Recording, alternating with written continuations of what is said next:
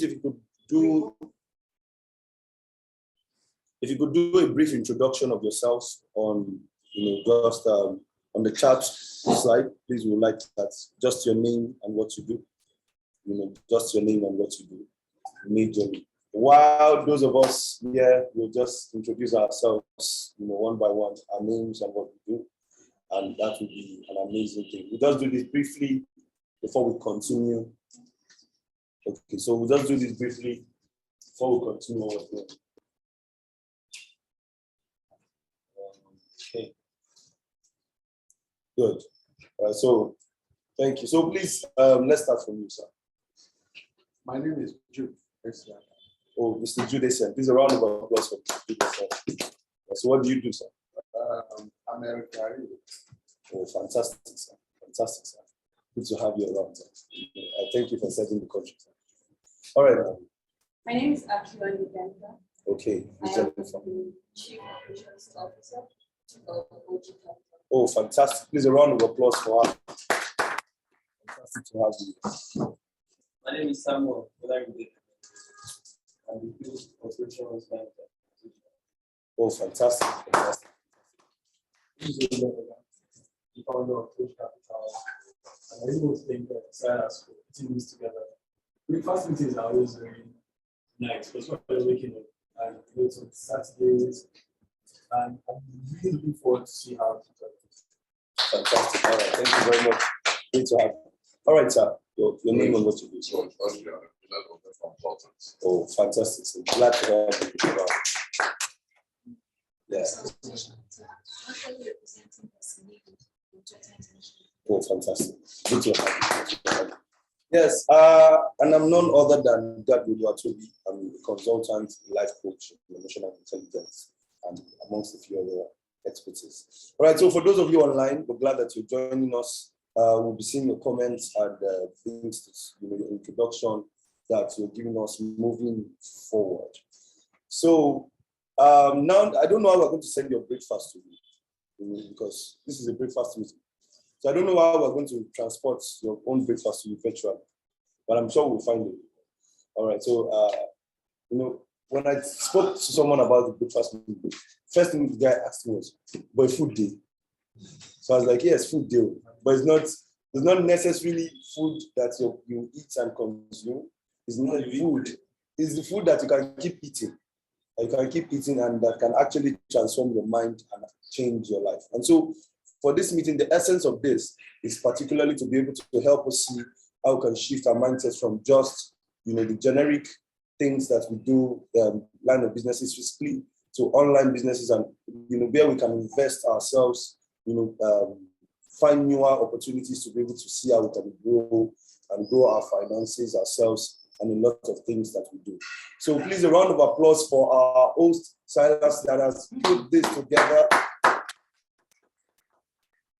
It's a lot to commit to putting all of this together, to even have in the mind that you want to do this.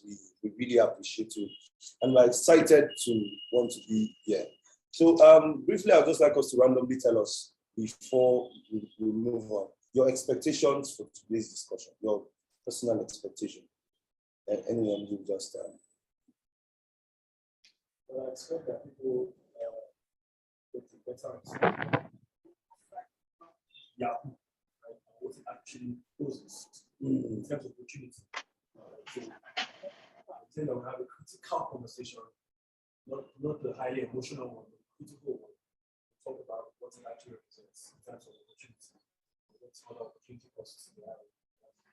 Fantastic. So we have critical conversations that help us have a mind shift from the generic knowledge of what Yahoo is into what online businesses actually is and the opportunity that they offer to us. Yes, anyone else? Thank you very much for that. Anyone else would like to share their expectation for how today should be?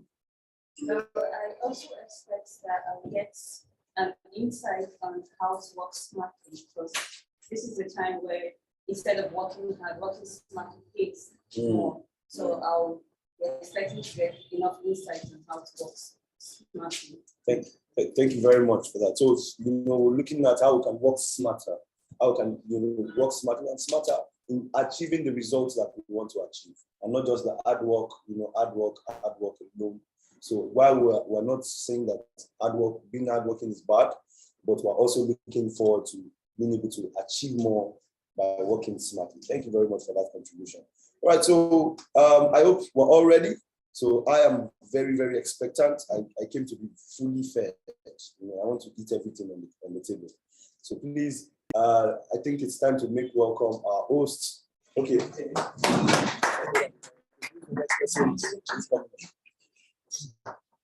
All right, thank you so much. All right, so please let's give a round of applause to my friend and brother.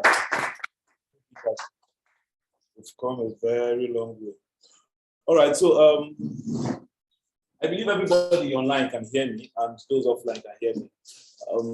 It's been a while I've been planning to do this. I've always, if you go through my Facebook page, you will know that, go through years back, you will know that I've consistently talked about the same thing.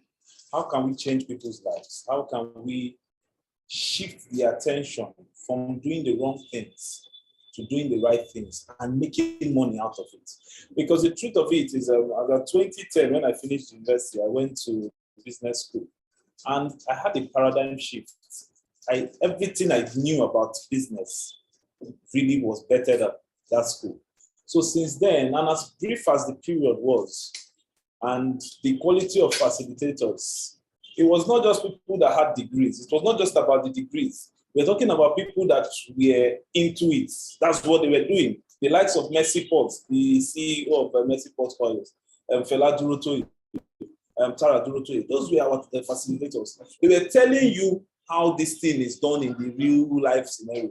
Not telling you what they read in the textbook. It's not a professor. So since then, I had a paradigm shift, and I saw the need to always turn what's around you into money. There's always money. Someone said something about working smart, and I'm very certain we are going to be discussing a whole lot of that. And that's one of the reasons why I'm also very grateful to have my friend here, OG. I call him the real OG. Please put your hands together for him. He's our guest speaker, and he's going to be coming up very shortly. And let me read his profile. I cannot do without it. One and others. I have to. Because he's not just someone that you can just say, let me just call him my guy.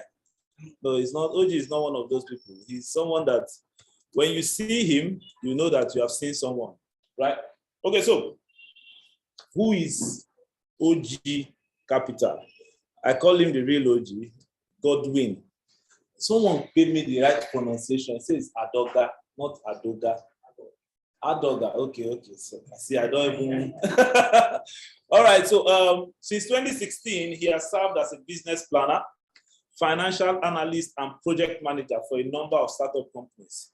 It is in his position that the key to local economic growth lies and business and human resource, or rather it's his position, not it is in his position. All right, he has written over 200 business plans. Now, most of the things we are going to be talking about, the business plans are inside. So we did not just pick someone randomly because I know him, saying I'm my guy. Everything we are going to be talking about, the business plans are inside. And there's no better person to talk about it than someone that has written well over 200. This time, we're not talking of business plan that you store on your laptop. We're talking of business plan that you are executing, right? So he has written well over 200 business plans, grant applications, proposal from clients all over the world with high-profile invitations to write columns and make commentaries. Hence, he has been featured in Jeff Buller's Fit Small Business, Socialnomics, and many others. With this in mind, OG has looked at his immediate environment through an optimization lens and recognized a recurring theme in the ecosystem. And what is that recurring theme? So you see here, when you see like minds, you always notice that somebody said birds of identical plumage, always, that's birds of the same feather, right? So what did he notice? He noticed a recurring theme in the ecosystem. And what is that? Failing businesses. And when we talk about failing businesses, what needs to be done about it? If you look around, it's difficult to see a business that has stayed 5 years. Your friend just comes online and he's selling shoe, and you don't have need for shoe. 2 years later, you now need shoe. You're preparing for your wedding. You now remember that guy. You now chat him up. The guy is no more selling shoe. He's now into electronics. So this kind of, you just discover, and when you're not okay, now is electronics you're doing. So wow, I'm going to patronize you. You now finally marry. You now move to a bigger apartment. You now want to buy electronics. You now call the guy. The guy will now say, no, he's no more selling this. He's now importing crayfish from Oron to Ibadan. And you are thinking, like, what is driving you? And if you ask them, you know, when you see people that are always planning to, you know that there's this new business. All right, so based on what he's found out, he discovered, okay, I think I need to do something about it. And the word is for doers, not just talkers. So that was how he founded OG Capital, to help finance micro businesses so they can survive. All right. So without wasting so much time, let's put our hands together as we make welcome our guest speaker for today, OG Capital, Godwin, Adoga.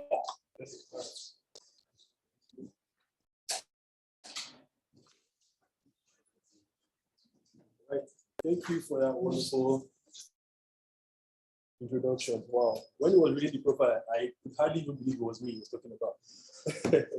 All right. So my name is OG, and the topic, right, I was called to speak on.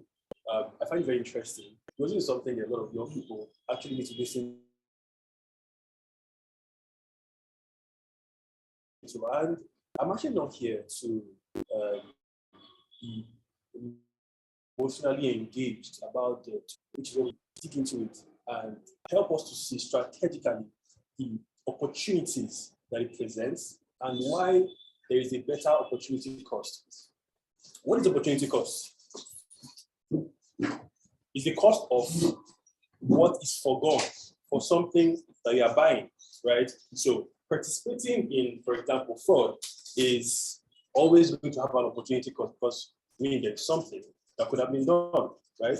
All right. So the first thing I want to say here right now is a lot of Nigerians do not know the average yearly earning of a typical Yahoo boy or a Yahoo girl. We don't know. We basically take a leap in the dark when we begin to contemplate, what if this Yahoo thing actually works? And when Silas said the topic is 5 things you can do, the topic I was going to speak on is 5 things you can do that pay better than Yahoo. Paraphrasing. That's what he asked me to speak on. And I was really excited. The average yearly earning of a typical Yahoo boy, this is backed by research, you can look this up, is $30,000. And how much is that to convert it with maybe a current dollar? If, for instance, $1 is 500 naira, 560 naira, $30 to about 15 point something million, thereabout. That's the average yearly earning. That's actually pretty much, right? I mean, that's more than a salary of 1 million every year, every month. That's like 1 point something million every month you're earning, averagely, right? That's pretty good living. But here's the thing. Here's the thing I want us to consider. Just like every other niche of expertise, Yahoo isn't so different. It isn't really different. There is something called an incubation period. When you're training to become a lecturer, how many years do you go to school? How many years do you study? A lot of years. A lot of years. It's not for 5 years. Go back to your first degree. Don't become a lecturer after your first degree. Right? Go to masters, you write a book, apply for the job, you try to do every other thing. A decade before you can actually qualify to have your own class and your own course title and every other thing, right? Some of us who are who've been through those processes will actually testify. That's being a lecturer. Oh, amazing. And then you get a salary of around, say, maybe 200K in a regular university. Not so much considering our inflation rate and everything that is happening right now. How long does it take to become a technician, a carpenter, for instance, averagely, if you were to intern, apprentice under somebody who is a carpenter? How long would it take you? A couple of years, not the first 6 months. You're not going to get a roofing job after training as a carpenter for 6 months. You're not going to do that. You're going to train, you're going to follow somebody. Even if you're a merchant, you're going to be a helper for a while, right? And then learn the trade as you go on. Before you know it, it's 1 year, 2 years, 3 years, before you actually become a pro. Many people look at the concept or the job opportunity of Yahoo as such a get-rich scheme without actually considering the actual time it takes to become a pro.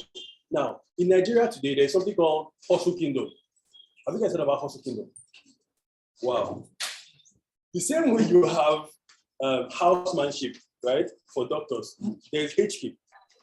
Now, Abuja is actually pretty nice, very nice. When I went to Delta State the other day, I was speaking to my friend, and 10 out of 8 random people, boys, men, our age, millennials and Generation Z, 10 out of 8, 8 out of 10, sorry, are actually into it or contemplating it.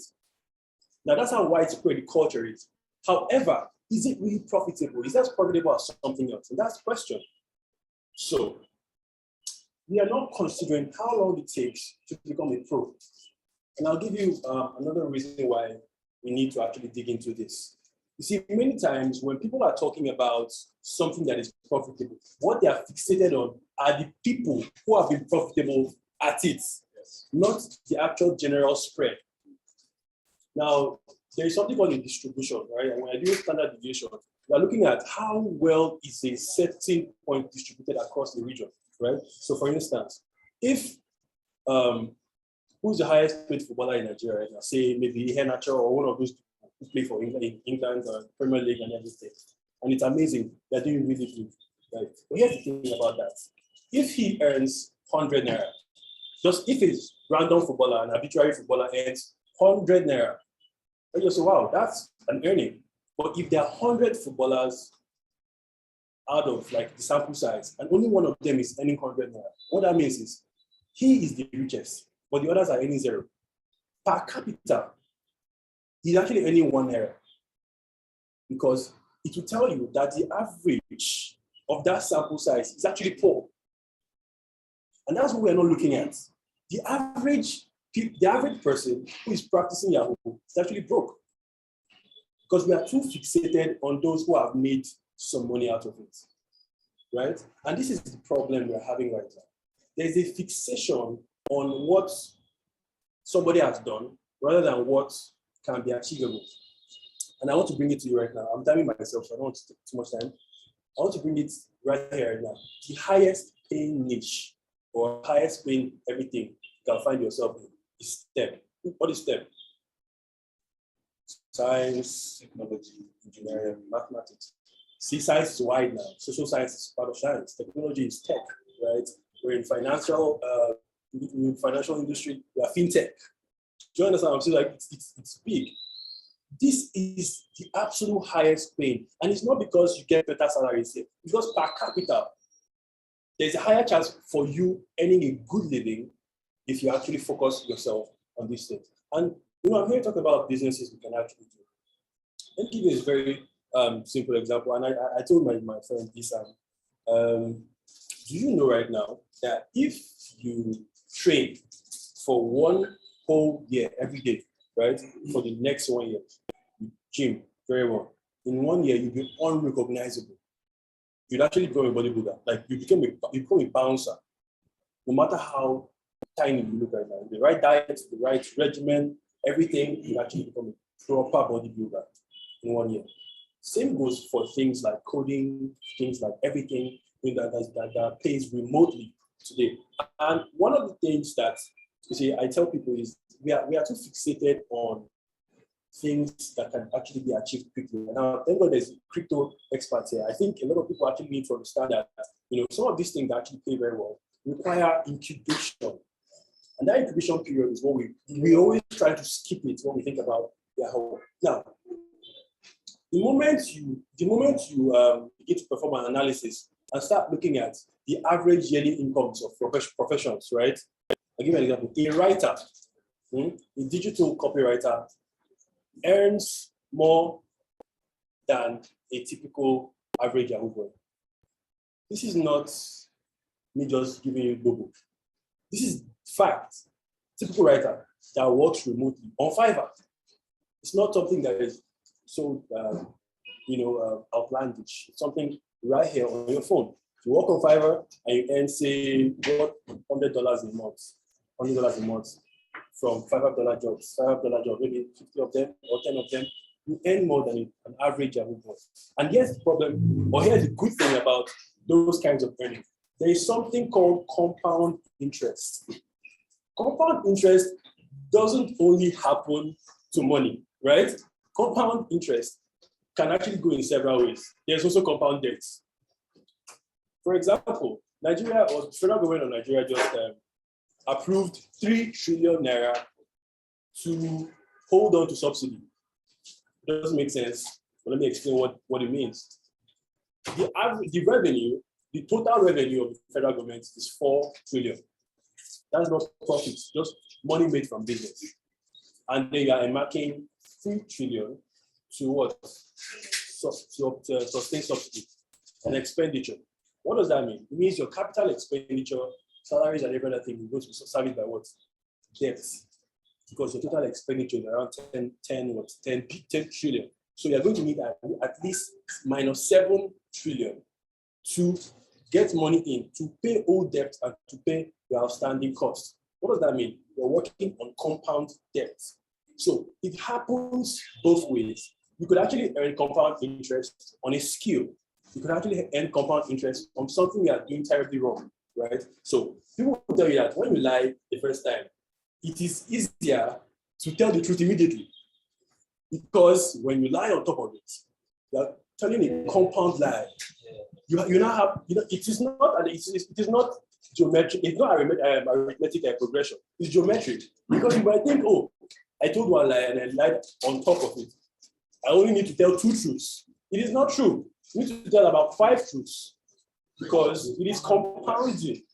You have to balance the effect of what you've already said. You need to clear some other variables and some other backgrounds to actually build upon it, right? So this is what happens to skills. Now, when people are talking about the fact that Yahoo and other things scamming, it is not a very specific job description. I would like to, I'm sure we all know about these things, not as if we don't know it. There are different kinds of Yahoo, right? There is love scam, the one you pose as a white woman and try to get people to pay you money from abroad. There is wire fraud, right? Wire fraud, you clone credit cards. There are investment frauds. Those are all part of Yahoo, like everything that actually creates financial fraud. So they are all, so the thing is this, right? It is actually extremely difficult. It is easier to actually get an MBA than to actually win at Yahoo. It is easier. I'm telling you this because I'm on a CFA and I know what I'm saying. And sometimes I'm wondering, how are you so intelligent, so smart to clone a whole website, right? To create a whole Python process. You could actually work for Microsoft with that skill. And there's so many opportunities for those kind of things because there's a fixation. And the opportunity cost is what we are supposed to be looking at. What would it cost to actually do better with something else, right? So the actual problem is that we don't see, or a lot of people in our generation, right, the younger generation, talking about millennials and generations, aren't able to see what is possible. Now, I can put it to you right now that if you spend the next 1 year, right, trying to be a business person, you may fail. Absolutely. You may not make any money. But if you spend the next 1 year trying to be a Yahoo boy, you may also fail. And you may also not make any money. So it's not a straight graph. It's not a straight line. And many times, I want people to actually focus on long term. I told my team the other day that when we are in our 20s and 30s and 40s, the only goals we should be having is a goal for 10 years. And when we talked about optimization and how businesses are failing all around, the problem is a lot of us have very short-term goals. And short-term goals are problematic. Short-term goals hinder you from seeing anything that is long-term, right? They actually inhibit your ability to see anything that crosses the 5-6 year gap, right? You should have at least something loosely binded in your head about what you want to actually be. And at least have this very simple, simplistic plan, even if it's ignorant. A simplistic plan about how to get there. It is the way it's supposed to be. As ignorant as you may sound, at least you should want to be a pastor at some time and try to be working towards it or something. I don't know. But you see, the problem is the fixation of on 6 months from now. Oh, by the end of this year, I want to build a house. Bros, how? That's why you're doing yahoo. Because you are expecting one man that should just pay you $10 billion. And it's not going to happen. Because if it happens, let me explain something to you. If, and I'm talking about like actual numbers right now, if Nigeria receives an influx, I'm talking about Nigeria and like people who work here, an influx of maybe a lot of billions of dollars that is unchecked, what we're going to have right now, or in our economies, is what we call unit price inflation. Unit price is going to happen, right? What does that mean? Let me give you a typical example. There were some grants, speculations of some grants, right? They're supposed to come into Nigeria, some kind of trillions of billions. They're like, wow. So say, 700 billion. Like, wow. Just like that. And they're going to give everybody 40 million. And I was thinking, if you give, we are a country of 200 million, and if you give 40 million people 40 million naira, you know what's going to happen? All of us have to move out of this country. It's economics. Economics does lie. Demand is equal to supply. If the supply of money is much more than the demand of money, the actual value of money will drop. And the reason is because nobody will need it. So, if the market woman that sells tomato, the incentive of selling tomato is what? Cash incentive. She wants money. So she sets the price at a place that is fair market value. And if she has more money than the fair market value, what happens? She doesn't need to sell tomato anymore. She just wants to chase her dream. You think she dreamed to be a tomato seller? She just wants to be a rich woman in town. And when she gets all that money, she starts driving a car. And guess what happens next? There is no tomato in the streets. There's none in the orange market. There's none anywhere. And your basic need can't be solved. So all of us are going to be queuing anywhere we can find tomato, and we're going to be pricing one basket of tomato at 400,000 naira. That's what's going to happen because there's nobody to sell it. So the demand for tomato is so high that there'll be nobody to sell it. So that causes what we call unit price inflation. And so see, the idea that all of the monies that we're chasing out can just come boom and everything is happening, it doesn't really work in economics. What works is value exchange. So the more you can actually create, the more you can actually make. And when you make, the forces of demand and supply will pull you here and there until you find equilibrium, right? So that is what we're talking about here. And it's not even different from what people are doing. And that's why, this is one of the reasons why I like to talk about opportunities that actually exist in the industry and the industry of business. I'm actually glad there's a business developer here. Now, when we talk about opportunities, we're not really talking about something you can go, right, and grab right now and start earning.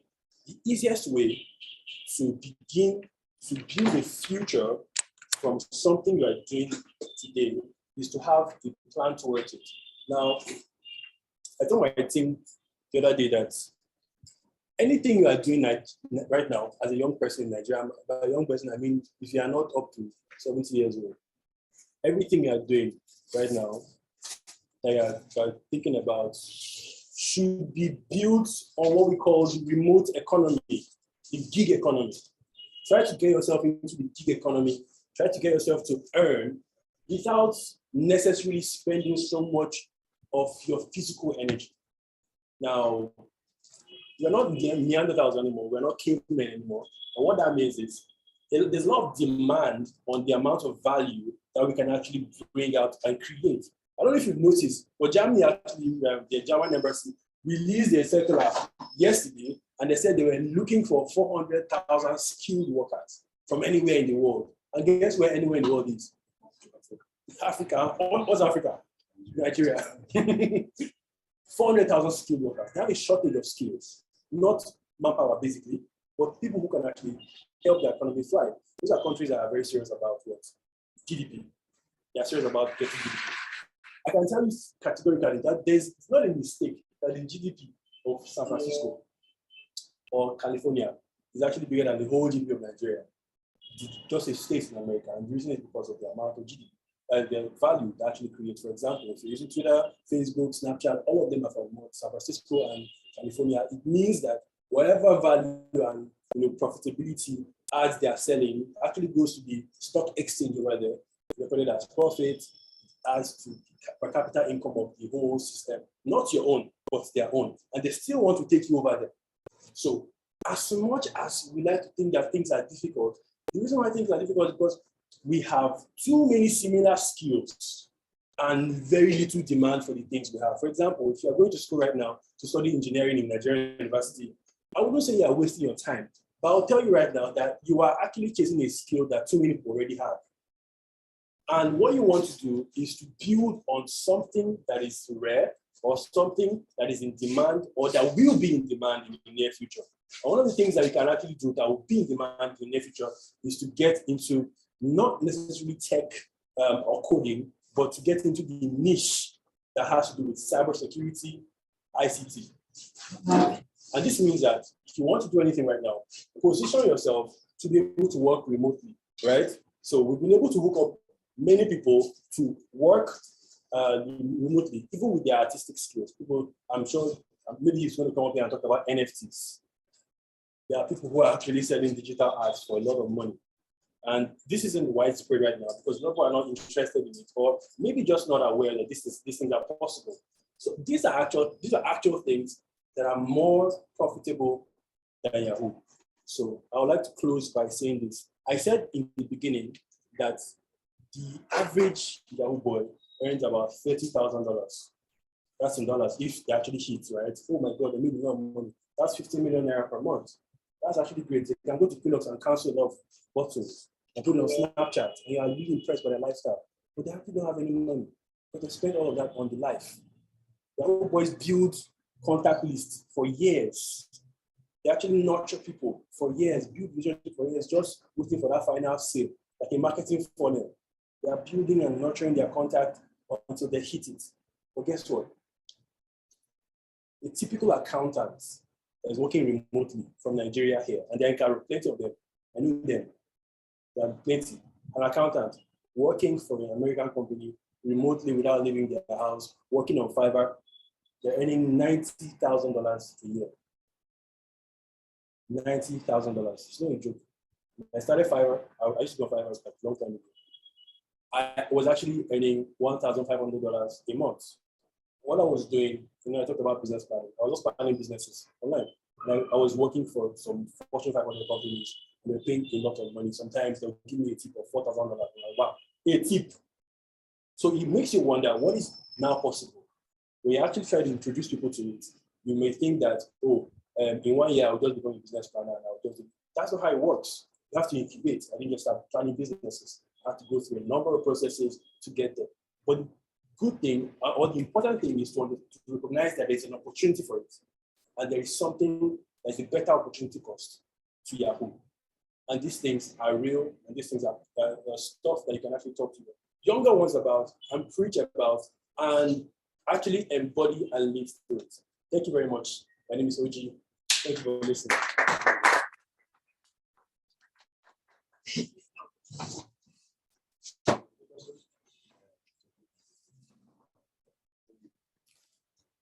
All right, please don't go anywhere. A round of applause once again. That was very, very informative. Who would agree? That was quite informative, basically. It was not just some channel of just rhetorics, saying words, but it was very informative. So did you just garner the statistical data? Because you're like a mobile statistics. So we just have statistics of a lot of things, and which is profoundly interesting. So I think we need to work a lot more with OG Capital to see that we can enjoy some of these statistics. So please, anyone has questions, any questions, and those of us online, any questions? Anyone has questions? Sorry, let's do some. All right, no question yet. Okay. So I think I'll go to Sorry, what do you suspect? The The acronym. Science, technology,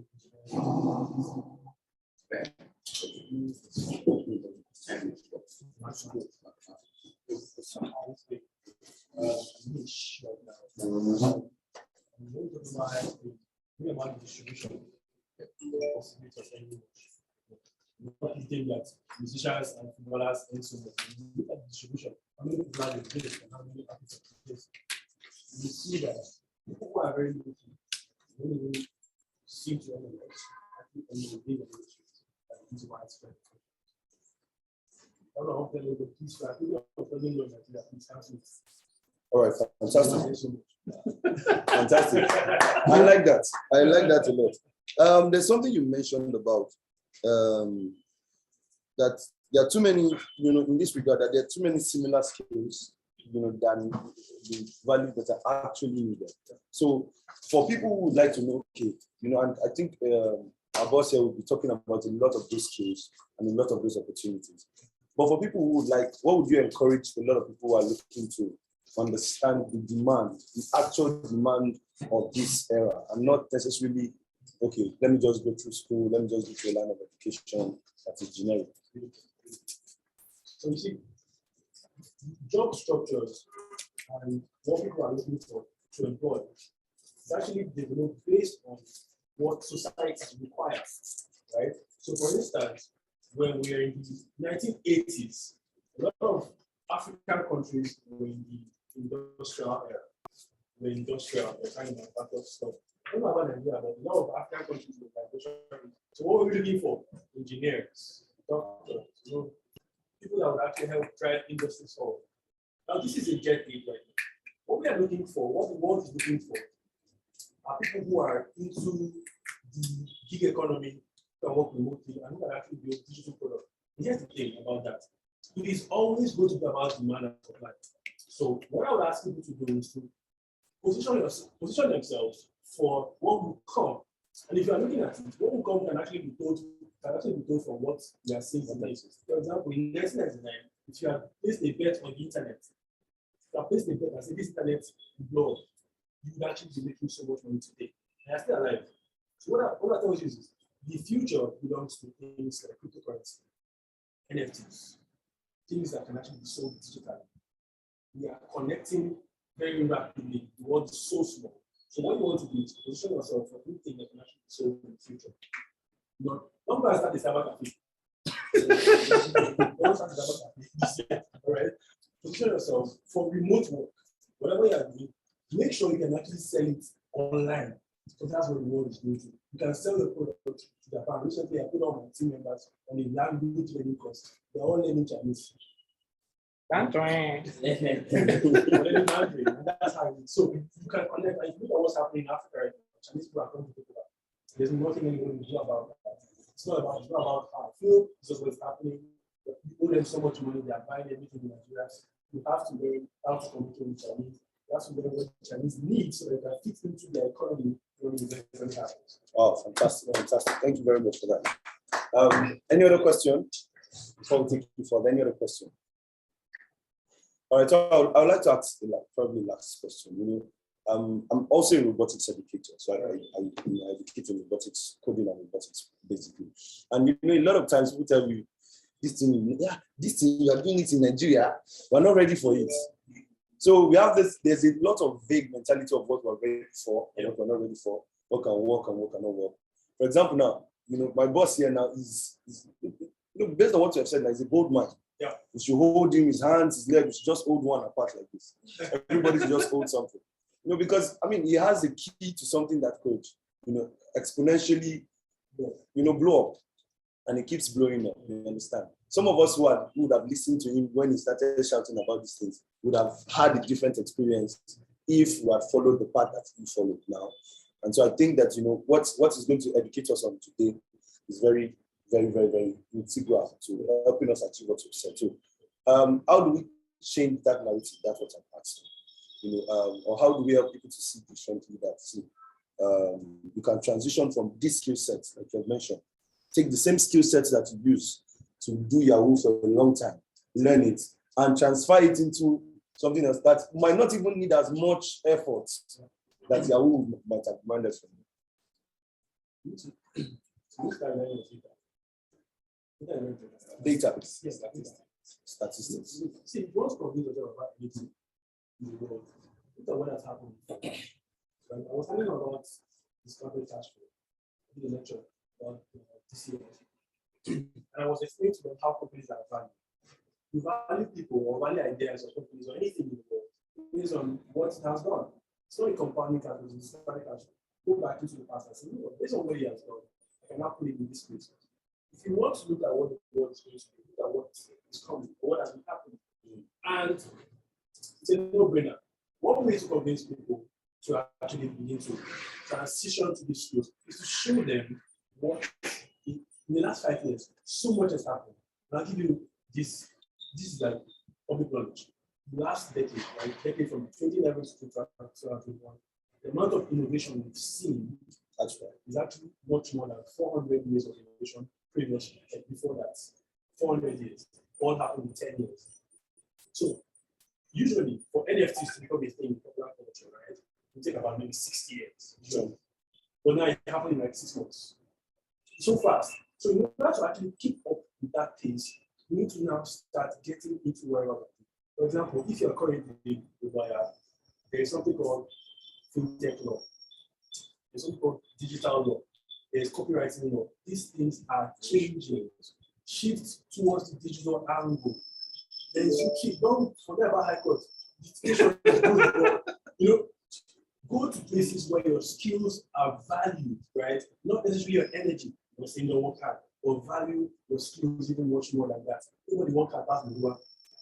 But the problem is, Leroy's skills are, the demand is too low, right? That nobody's willing to pay a higher price for it. The reason why tissue paper was very scarce during the COVID in America. It became more scarce than I remember. Yes. Than soap. Tissue paper, there was nobody producing tissue paper.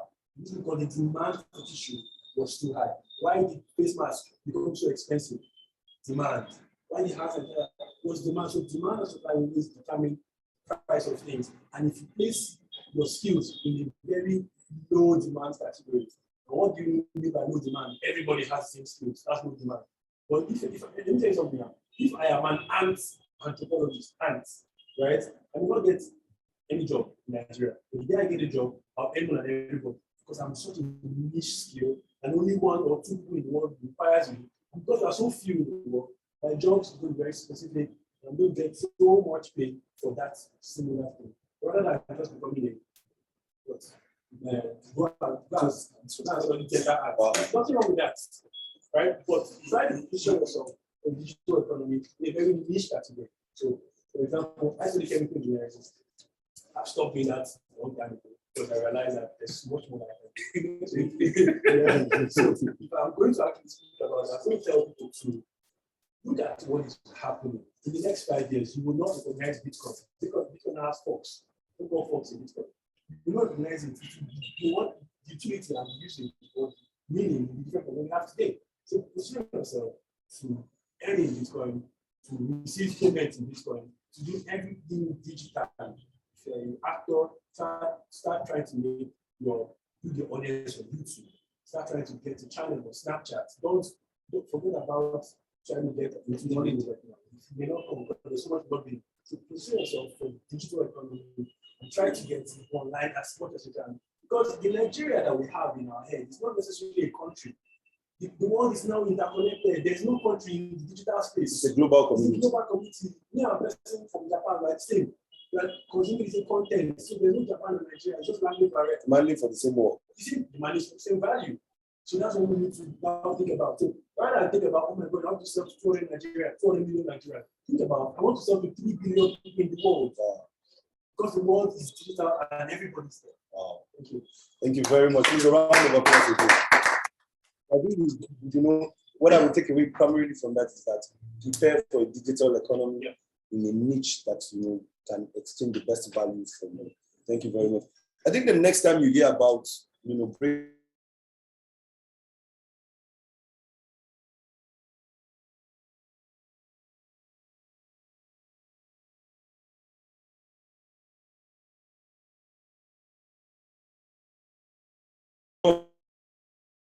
we're eating solid, very solid food. All right, thank you very much for that. So to drive us further is a man we all know. You understand? I think he's the only one wearing white, actual white. You understand? So please a round of applause for Mr. Silas. All right, thank you so much. Please put your hands together for him once more. And a bigger round of applause for. It doesn't fail to deliver. It doesn't fail to deliver. First time I came to this plaza, and I I just had one small conversation with him. And I told Felix then, I said, if you know who this guy will be, just the see and the wear shirt they move about, you go now for trouser. And the guy literally went to hold him in trouser to collect money. All right, yeah, well, okay, so thank you so much, Mr. Oji, and to our online viewers, thank you so much for still staying with us. The things I plan to say, I don't know, when you work with people that have the same mind, Oji has said almost all. So I may not waste time. I'll just go straight to the point. I'll be talking about 5 businesses just anyone can do that pays better than Yahoo. 5 businesses. Now, but the thing is, what I will discuss here are just majorly 4 points. What exactly is Yahoo? What are the effects? What are the commitments? When we are comparing Yahoo to other businesses, what are the comparison metrics or the comparison metrics? Based on what are we comparing Yahoo? Right? And my work has been made easy because OG has touched a lot on that. Then I'm now going to go straight to the 5 businesses and I'll tell you how to get started and the requirements. And you'll discover that it's easier and better. But let's go straight to the point. What is Yahoo? Yahoo is a funky word for cybercrime. You see them, you see people flexing from Yahoo, let's see they do over at the work. As in with pride though, like you're a thief. It's cybercrime, like criminal. You are categorized. If you check cybercrime, this Yahoo is the same thing as human trafficking, drug trafficking, as in any kind of traffic, anything they do traffic. Apart from cars. Right? So cybercrime is basically the use of computers and instruments to further illegal ends. What are we trying to do here as Yahoo boys? We want to get a laptop, press the laptop, maga somebody, so the person will pay. Simple. Not minding the consequence. I was having a conversation with one of my boys that went to try to learn Yahoo. He said, when he went to the Hustle Kingdom, the HK, he said, he was there. Somebody spoke to a woman. She went to sell her father's wheelchair. Wheelchair. Sell the father wheelchair and send the money. Another person sold their family house. As in, somebody sold his family and sent you the money. You have the mind to eat it.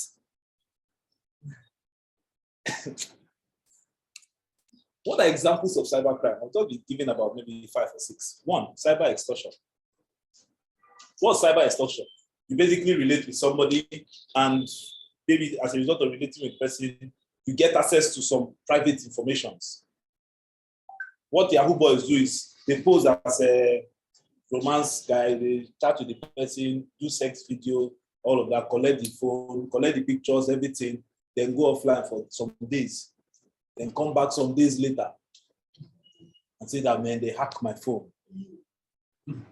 Then 2 days later, another person or the same person will use another phone and forward all the pictures, all the nude pictures you were sharing with that guy, and forward it to the person that if you don't pay now,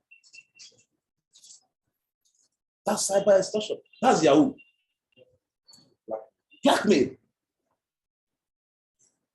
Next one is hacking. You see that a lot. People just gain access to your personal space and try to take advantage of your contact. Now it's very easy. You just notice that anytime you are in a group and you just see so number change to so number. Somebody has the heart. One guy just sacked someone. He just, before you know, he just started calling everybody in the group. And he called me that I'm so and so. I said, okay, that we are inviting you for a Zoom meeting by 7. That will you be available? And I was preparing for this meeting. I said, I don't know, I'll check. It's okay, but I've sent you a Zoom link. I've sent you the link. So we'll send you a code now. So you will confirm the code. I come on the phone from my ear. I said, this guy did not see the picture or the profile picture. Did you think it's everybody that's stupid? Then immediately I got an SMS from WhatsApp to confirm code that I want to change my number. So the guy settled. And you see some people would have gladly given that number out. The reason we are doing this meeting is not just to tell you how not to be a Yahoo person, but to warn you how not to fall for it as well. So you must always make sure all your devices are properly protected. Because if they access your device, they have accessed almost everybody that is on your contact list. You see it very, very often on Facebook. Before you know, you just notice that one of your friends have sent picture of payment. How you receive 400,000 and now start sending all your family members. They did my mom one time. I don't know how they got that number. That one of her brother, they posed as one of my cousin, said that he's in police now. He needs 20K. My mom said she cannot do transfer. She let her go and buy the recharge card. My mom bought the recharge card 20K. Send 1.5. Send 1.5. When she don't send like the 18K old, my father was, this thing you're sending like this, what happened? He said, man, they just arrest your sister's son now. When my father called, the guy picked.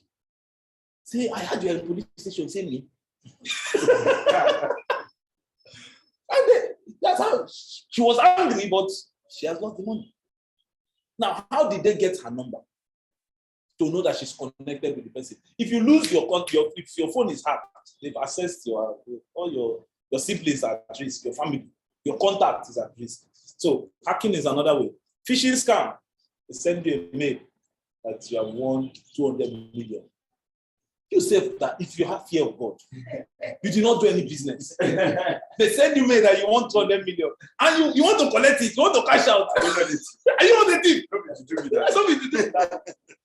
You know, phishing scam, they do it very often. They just send you one fake mail, and or do you see the new one that they used to do? They'll send you on WhatsApp that federal government is giving loan. Pia, you press. Or you are qualified for 2 million naira grant. You know this thing what OG was talking about when that grant period came, everybody was filling form. There was cooperative everywhere. Everybody was creating microfinance. I know how many.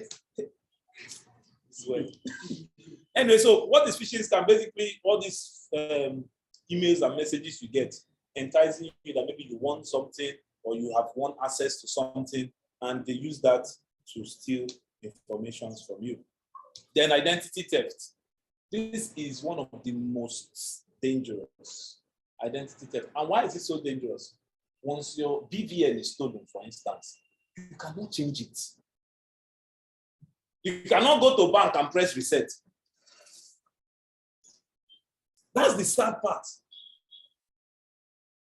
Our friend, it's not our friend, you know him, Hushpop. What was his major crime? Identity theft. He uses various methods online, steal people's social security number, ID card, and everything. So when they were giving palliative in the UK, $1,200, Papa used their details and was redirecting all the palliative that were going to the US. And we cross leg in private jet and be reading forms.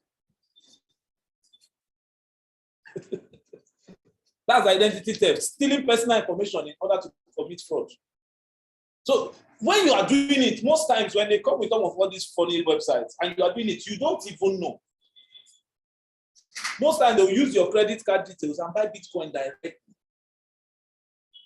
So in your bank statement, you bought Bitcoin, but you don't know. Then romance scam, which is we all know that one. I was hearing a funny story yesterday. A guy was doing romance scam with his girlfriend. His girlfriend was the one talking to the Igbo. And so they talk. Igbo say he wants to see her. So the guy have trust in the girlfriend. So Igbo send money, she go. They sent him invitation card for it. You go marry the girl married her. They sent him card saying we are getting married. Really, this one the girl was serious. the girl now scammed the guy. Then the last one is investment scam. You just see different websites get 50% in 2 hours. Oh God. There's someone I know that they enter money like that. I will talk about it. Now, you've got a call that in 2 hours, if you invest, you get 50%. Use them. And you sent money. How? As in you went to POS to send money. And you're thinking that you wait there and collect the money back. Like you're explaining to the POS woman, say, don't worry, just wait. I'll pay you now, just wait. That's investment scam. And that's how it came first. You know, when MMM first came, he warned people, we did not learn. There's one that came. And you know, those days we were all naive. That's one of the reasons why I decided to teach. Because I would not like seeing someone make the same mistake I made. There was one investment project, investment scam called Coin Fever. 100% in 36 hours. I entered that same Friday night. 24 hours passed, Saturday. Sunday, I did church. A good time. Oh God, I want Bitcoin to turn to 2 Bitcoin. I just went there. As church closed, I run. Church, run, papa, reach out. Open laptop. Man, finally, I've made it. I'll go and buy a car now. Time reach. Money to enter. Refresh. Refresh till the next day. And I was seeing that this person was credited. This wallet was credited. This wallet was credited. I now called the person that invested. See, how far? What's happening? He said, I forgot to tell you. They are not paying again. You know, that's when I understood the meaning of the name fever. I actually got fever. When they call it coin fever, I knew that's exactly what fever is. I felt it. I've money give you fever before. All right, so let's look at what are the commitments. Now, why I'm taking time to go through all of this, so you understand that there's actually, if you can put all the strength you put into Yahoo, into any business, you will make so much money. That's right. If the commitment, first we are talking about financial commitment. You buy tools. I was talking to the guy, my boy that went, and after he saw the thing there, he ran away. The young man was owing, he had some debt. So he was thinking it's just what he will just go now, we just press. 2 weeks, you just get the money, just come back and pay his debt and continue with his church life and continue with his keyboard in church. It was not like that. So the guy got there and they explained to him that there are some things you have to buy. Say, like what? Say you buy foreign number now. You pay for foreign number. You cannot be chatting your go with +234 now. You pay for solid VPN. It's one guy there was chatting with a woman. The woman sent him his exact location in Benin. The guy showed. He was using fake VPN.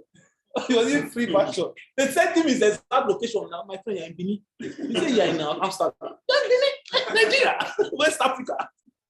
So you pay for VPN. Now, if you want to scam, if you open a new Facebook page and try to log in or try to add white paper, Facebook will flag it down. Will shut it down. Instagram, the same thing. So what do? They look for accounts that are old, 5 years, 8 years, and hack into it. And if they don't have the hacking skill, they will have to buy. They are buying. See all the things they are buying. Then you buy all those things. You buy Instagram account. Now, when you finally get a persona that you want to, you want to steal his identity. And the woman now tells you, you tell the woman that you are with your mother that is not feeling fine. You say, send me picture. You can't look for a picture where somebody is standing with a woman that is not feeling fine. And you must make sure it's you. So you will pay a graphic person to put you there. I mean, just look at that commitment. All these things you are paying. Then you pay. Then if you want the person to love you well, you will send gift from Nigeria. And then you will pay and send. The financial commitment alone is crazy. Then we'll look at emotional commitment. The essence of saying, talking about these things is because we see why we need all these things when we look at the businesses that we want to talk about. Emotional commitment. First, you have to trick the person to love you. But you see the problem with that. OG was saying something about compound interest. Truly, compound interest is not only on money. The young man said that when he went there and did just 2 weeks, he was seeing different maga he was talking at. He said there was a day he spoke with one. He gave one lie. The person answered. That the spontaneity he used in responding with another lie shocked him. Man, I'm so good at lying. I didn't know I had this in me. So when he now decided he was not doing again, he now went home and now actually met his real life girlfriend and they were chatting. That lie already entered him. 2 weeks. 2 weeks IT. 2 weeks IT. It was a smart lie. It has entered him that he had to now wait. No, this is no. This can't continue. So imagine someone that has stayed in this thing for 6 months, 1 year. He can't greet you good morning. And you say money. You must check. Money, my brother. There's a lot of emotional commitment. That's why you see people who go into Yahoo Plus. Now, what exactly is the difference? Yahoo Plus is when you use your lie and your tricks. The Yahoo is when you use your lie and tricks. Then when it did not work, you now use Plus. Now, let me explain. So you have been dating this woman for 6 months. You have sent her gifts. You have done everything. You have invested all your emotion, everything. Then it reached time for cash out. The woman sends you account balance. You have seen money, but she's not sending money. One of my friends, one woman did that to him. $450,000. The guy was saying, wait till the app. He did everything. The woman not send it. He now told another of his friends. That guy said, no worry. How can you go give me Baba? They'll give you touch. When do as I say. So they took him to somewhere in Kogi. And they went to Baba. Now what happened? He got to Kogi, went to Baba. Baba said, okay, this is what will happen. You will go and bring the tongue of a dead person. So we'll use it and make concussion. Once you put it, you will be here, put it on your tongue. Anything you take, they will send the money here. You will see there. The guy reasoned. He said, no. A dead person tongue, in my own tongue. So the guy says it's coming. Let him see what he's doing about it. So as he just went to the road, just flag motor going to Abuja. And the guy ran. Now, why did he get to that point? Emotional commitment. You are so emotional about it. You've gotten so attached. Then there's mental commitment. Now, that's the spontaneity of the lies. You tell one lie, you must build on that lie, and build on the lie, and build on the lie. And it will be, you cannot just, somebody was in front of my house, he's telling the woman, I'm about to enter a train. I'm in New York. A train here. You're in Caro. They go punish him that day. These guys were now passing. Kawoshara. Kawoshara. Don't shout there. Kawoshara. It was very funny, but I could see the commitment, this guy. And I play. So the day I'm coming now, coming to see you now. Go and send money. And the woman went to send $100. When they send me, I say, so now what will you tell this woman now that you are in Caro? So I will tell her one lie. He didn't know the lie, but he was confident that he has a lie. Compound lie. Compound. Then the next commitment is your time and consistency. You must be devoted. Like, that's why they go to HK. Like, they say that that's what they do. They wake up. They don't sleep, so I'm not saying they wake up. They are awake throughout the night, trying to, because of time difference. Your mother is in US. You are the time, you don't sleep, you see them. That's why they are night workers. So I think all these commitments, if you put it in any business, it will explode, even if it's a career. So what are the effects? Before we go to the reason, mental stress, emotional stress, negative change in habits. Most times they resort to deadlier approaches to force victims to pay. Just imagine. On Facebook the other day, there was an interview of a guy, two guys they caught in a hotel. I think it was in Delta, Port Harcourt. They killed somebody with some part of body. It's the hotel manager that sensed the noise. The guy just shouted once, shouted twice. They did not hear the guy voice again in the night. Next morning, they saw the two of them coming, but now three enter. They said the guy is sleeping. He just use scope, just log the place, call police. And when they saw the girl's body full of blood, parts harvested. Only to discover that those guys, when they were giving their confession, said this girl was the 70th lady. 70.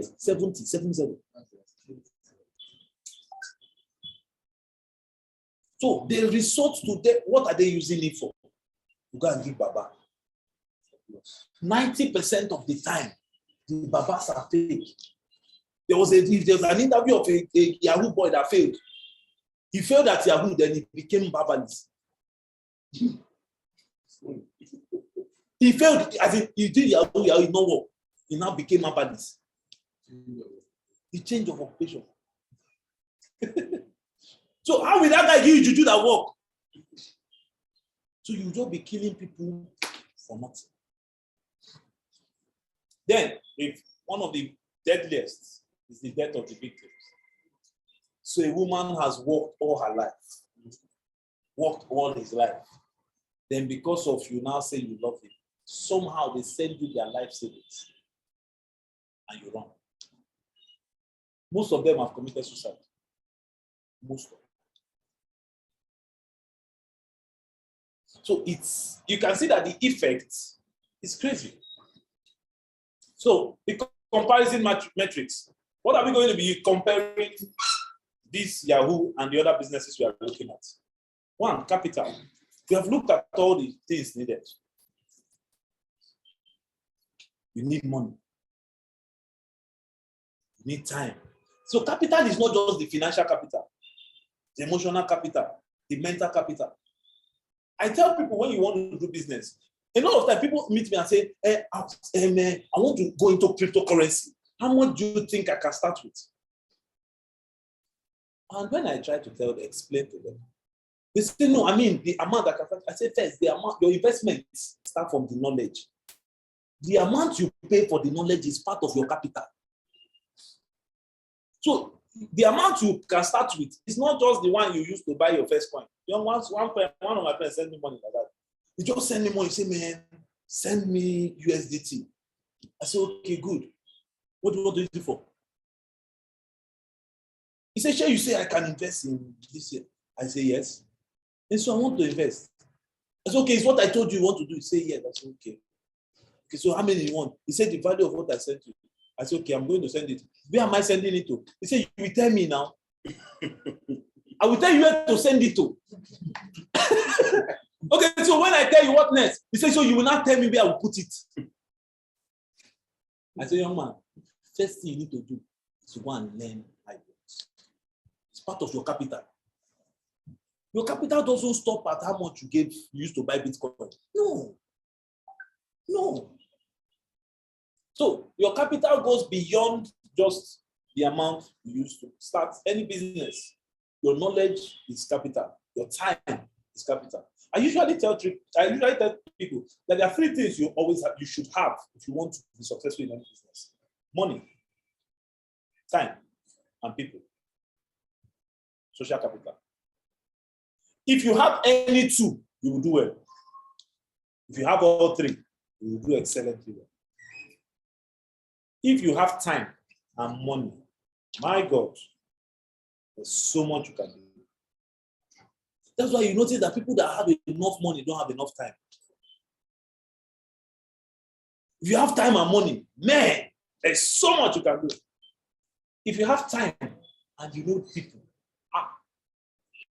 there's so much you can do.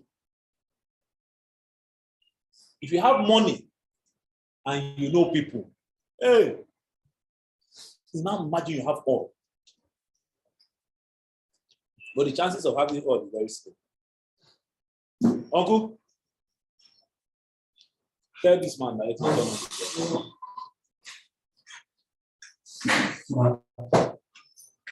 turn off the light. Off the light from the wall. All right, so that's one. Number 2, we have compared Yahoo with, we have looked at capital, the capital aspect. Now let's look at the legitimacy. If you are filling form, it says right occupation. If you write, I'm a Yahoo boy. As a matter of fact, even when SAT see you and guess that you may be Yahoo, you deny. Why? Because you know it's illegal. You know. And if you look at the category where they categorize them, Yahoo, you can tell that all of them are crime. You are a thief. It's just that you're not carrying gun. So it's not legitimate. So why not? So when we are talking about, when we are measuring the success of Yahoo, I was actually thinking, said that it was only money the Yahoo boy has. But with what OG said earlier, you can tell that the average Yahoo boy is not even rich. Before I would have said, okay, money was the only this thing. But looking at it, the average Yahoo boy is not rich. I'm talking of the average. We are not talking of the richest Yahoo boy. The average Yahoo boy is not rich. So what is there? What do you want? I want to drive Lexus. Because if you remove the cars, a few of them, yes. But if you look at the average, why did people start entering plus if the normal one was paid? It's simple. It's just for people to just sit down and think. The reason people have God gave us brain so we can think. If the normal Yahoo was paid, why is there plus? Because if there's no need for plus, if there's no need. But it was not paid. Uncle, check whether it's blinking. Is it blinking? It's blinking on that. Blinking. I just tap it.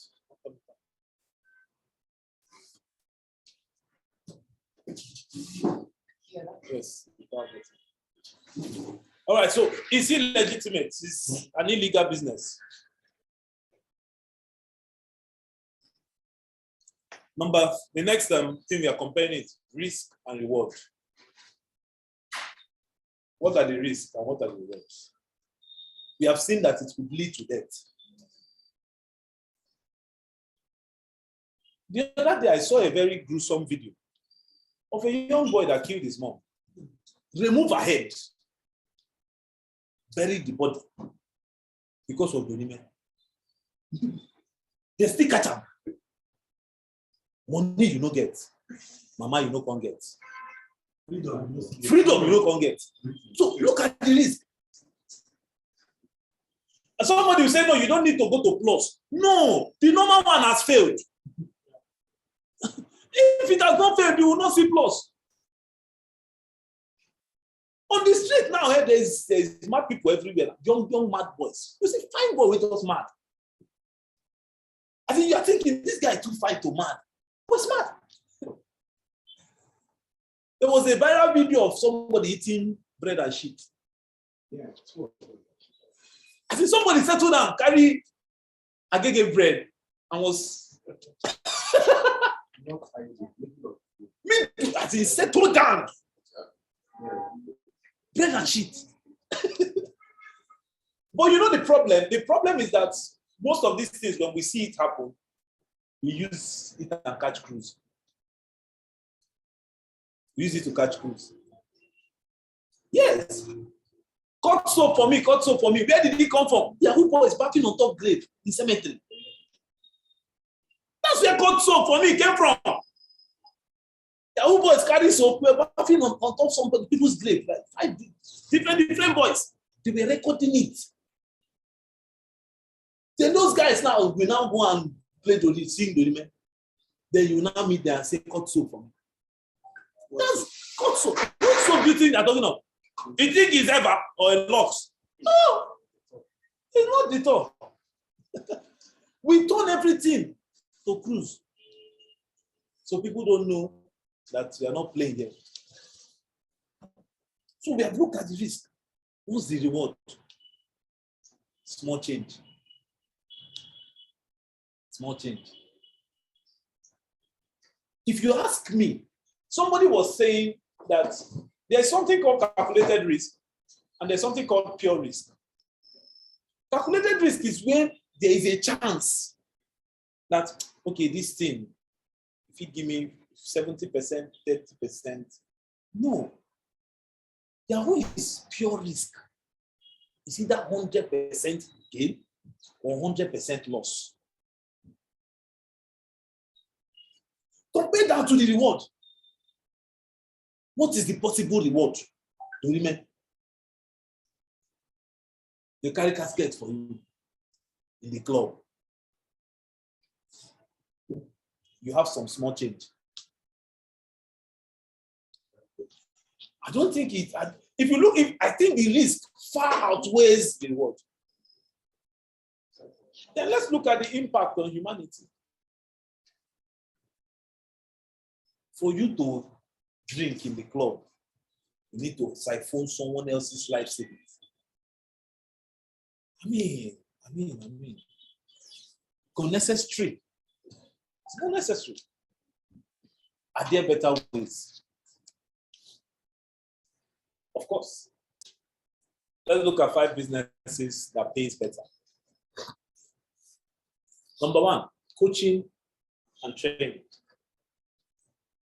Coaching and training. What's coaching? Coaching is basically a process where a coach supports a coachee to make a change, learn something new, or achieve a new goal. If you support someone to make a change, learn something new, or achieve a new goal, you're a coach. Now, the question is, can anybody actually be a coach?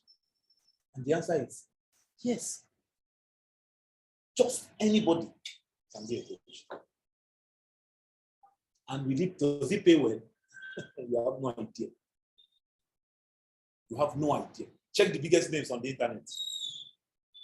Gary V. What's he doing? He's a coach. Grant Cardone is a coach. Dan Locke is a coach. Rich Dad Poor Dad, Robert Kiyosaki, he's a coach. Go and check their income history and you see how much they made from coaching. Check all of them's websites. Even if you come to Nigeria, you still see people that making a lot of money just by coaching. And the beauty of it is that it's not related to one field. It's not. In crypto, I'm a coach. I earned it. My friend here is a coach.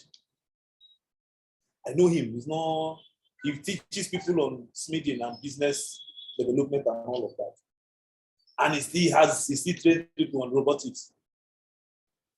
I studied physics in school. What he was saying, he did chemical engineering.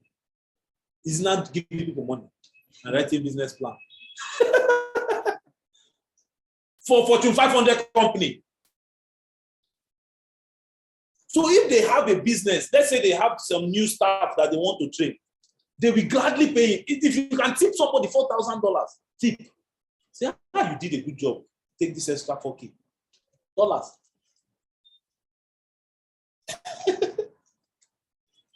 So he qualifies as a coach.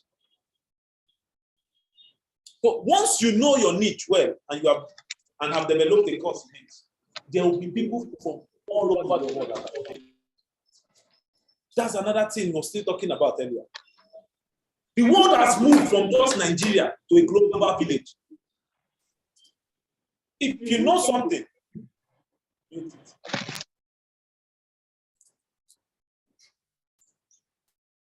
now if you know something and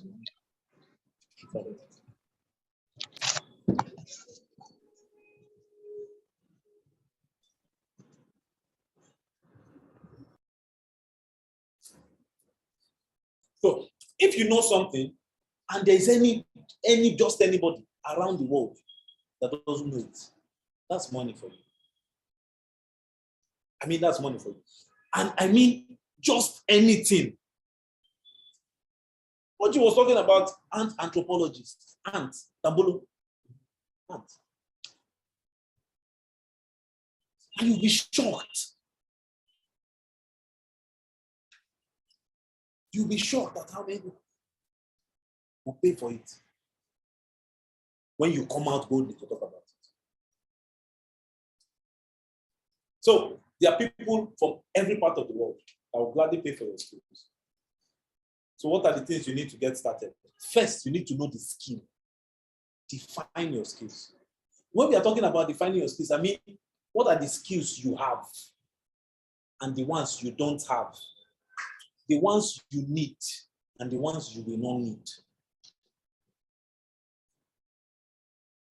So the ones you don't have that you need to learn them. You need to know your skills. Then immediately you know the skills, start coaching. Just start. In business is different from when you go to work front. In work front, they say, hey, shoot. No, in business, shoot. Then you start aiming. You shoot before it's like, because you say, let me. Have you seen all those people? They say, what are you doing now? I meet a lot of those people. So how far, what have you been up to now? Say, man, I'm planning to go into this particular business. It gives you the whole, this thing, gives you the beauty of business. They're like, wow, makes sense. Okay, no voila. So just let me know anyway I can help you. Then you meet the guy 2 years later. So how far that business? You don't start. He say, man, we are almost there. The thing now is just that this thing is holding me. But by God's grace, before the next few weeks, we should be. Then you meet the guy at the end of the year. He say, man, this country, when Corona came, it affected a lot of things. So what we are trying to do now, we are planning to, for 5 years, the guy have been planning to start coaching. Immediately you find the skill, start. You will have rough edges, yes. You smoothen them along. Then develop a niche. You cannot be. I had one friend. She started a business and she was doing this one. She was coaching people on this one, coaching people on this one. Then when I met her one day, she said, "Man, I want. If anybody enters my office, can do business. I can do business with him. So that means your target market is just anybody. You will fail. To God. Anybody cannot be your target. Create a niche. Create a niche. I saw one very stupid advert. Sorry to say. On DSTV. You call the pastor to advertise bet. Pastor. To be your advert for betting. Bet shop. Bet. How? Be wise. Sarkozy, he's a pastor. Because he used to ask him those days. Let him advertise betting for you, betting. Pastor Sarkozy. Just like you can carry Chris or kilometer. Let him come and advertise Tianchi. Choose a niche. If you are doing betting, look for people in that industry. It's smart. It's smart. You're advertising. This is a pastor. It's funny. And the pastor said accepted because they paid. They paid. It was funny, but that's exactly where we find ourselves. That's the kind of thing that said in Nigeria, anything.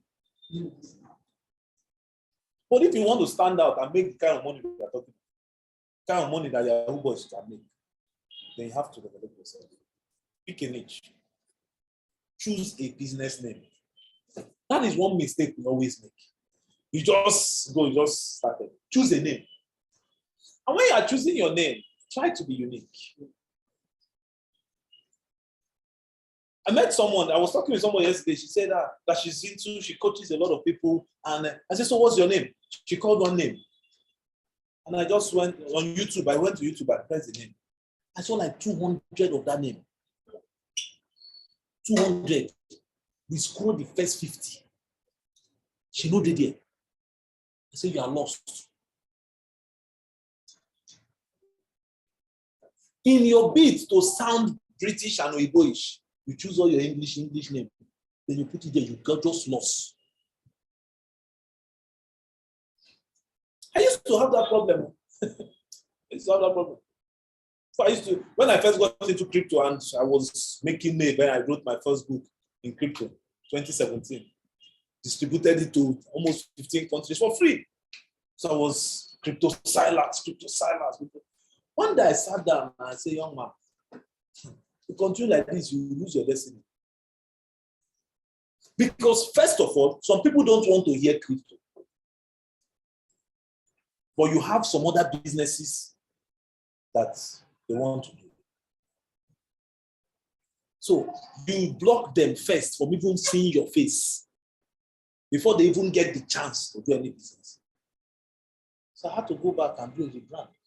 So you always hear me say, in any of my YouTube videos, Silas Umekwe first. So the person is Silas Umekwe. He can get involved in anything. So you first see me, you first have that conversation. Then when you know, okay, Silas Umekwe that teaches crypto, it makes sense. Than crypto Silas that is now doing life coaching. So this guy, I say crypto no pay him. This guy, crypto no pay him again. Your brand now is not teaching people relationship. So, and once you choose a business name, incorporate it. Don't play. Go and register it immediately. In fact, not just in coaching and training. If you get any idea, as the idea is dropping, register it as a business. In 2017, I launched a business, a crypto business, a crypto name. The name just came, just come straight, registered. 3 years later, just saw one boy making so much noise with my business name. I went to his status. I said, this guy has used this name too much. So I had the option of telling him to change name or cashing out on my name. I called him, I said, Oga, you're committing a crime. This thing you're doing is criminal. You're using my name and you're using it anyhow. I can sue you. Boy, I thought I was bluffing. So he went to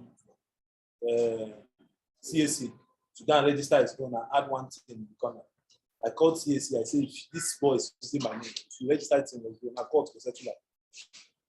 The boy registration was pending for 2 years. Then some of his wife's friends now spoke to him. So go meet this guy and discuss. He now came. I sold the name. 400K. I don't use the business for anything. I sold it. 400K, just full money. And I was not using the name again. I planned I was not going to use the name. I've carried all the things inside the name. And that's why I don't know for 2 years now. So the name, the dust on the CSC document, I cashed out. So don't joke with it. Once the idea comes like this, let's start it. Then understand finance. That's why you need people like Emoji. Understand finance. It's money. You need capital. Get a coaching certificate. Can you do without it? Yes. But will it add value to you? Of course. So get it. Build your team. Build a team. It's very necessary. Get a business plan. The effect or the use or the essence of a business plan cannot be overemphasized. I think you heard Mr. Oji talk about it. You heard my friend also talk about it too. A business plan cannot be overemphasized. No matter how you try to push it away, you can't. Then you purchase the recommended software and the tools. What are the tools? You will probably need a website, or you need a social media account. You may need a laptop and all those things. So you need all those things. So number 2, e-commerce. This is a $9 billion industry. What is $9 billion? $9 trillion industry. Like it's almost 6 times higher than the market capitalization of to all the cryptocurrencies in the world. You shouldn't joke with it. You shouldn't play with it. And you know the beauty of e-commerce? Just anybody can do it. Just anybody. Just anybody. When we did the launching of our office, we were privileged to have one of the biggest e-commerce gurus in Nigeria. He was a speaker there. And he told us how he made 7 million. I can't remember the exact figure now. Selling eyeglass. Eyeglass. It's not different type of eyeglass. One eyeglass, one type. I was just going through, what do you call it? This AliExpress and the rest of them. Then he discovered that, okay, I think he had a problem because he was always on screen. So his eyes were swollen and all. So he went to doctor. Doctor just said, just get this eyeglass that has blue filter. I said, oh, that's it. He went to, he looked for it in the whole area, you know, see. Then finally saw it online. 600, a bit 300 naira. He bought it. He used it, it makes sense. He bought almost 500 pieces. Was selling it for 10K. And immediately he could explain that you are always using your screen. You need protection from light. He sold all of them at 10K. One. So imagine what you can do with 2, 3, 4, 5 products. He was also sharing that day how he made money from this postpartum women belt hair. These women that just finished giving birth and all those things that they issues are rapid. He made serious money, serious. No, postpartum pants that we this year. Pants. The guy was selling pants. The man was selling pants. You were happy. Advertising the pants. And people were buying. You can't buy pants 250 naira or 300 naira. You sell it 5K, 6K. And they rush his account. So e-commerce, what is e-commerce? Simply buying and selling products over the internet. Buying and selling products. A lot of us do it. You just buy something, put on your status, and people come, people buy. That's e-commerce. So e-commerce has become a very convenient way to buy products online, and it's going rapidly. And the truth is still there's still enough room for growth. The e-commerce industry is still massive. So what do you need to get started? Choose your business model. What do we mean by business model? What do you want to be selling? Who do you want to be selling to? Is it a business to business? You want to go big? Is it business to customer? Is it customer to customer? Is it customer to business? Who do you want to be selling to? That's the first thing you need to understand. Once you know who you know, most times we make this mistake. I want to go into e-commerce, but you want to be selling to everybody. You don't know who you are targeting. No. So you see somebody that wants to go into clothes fashion, and he wants to sell everybody's clothes. He's selling woman, man, girl, boy, he's selling all. I mean, nobody will buy. Nobody will buy. Select a value delivery method. Now, what's the value delivery method? How do you want to do it? Do you want to drop ship? You tell people you are selling this thing. They call you. Okay, do you have? You say yes. They send you money. You send the money to who has it. The person send it to them. Product does not reach your hand. Just money.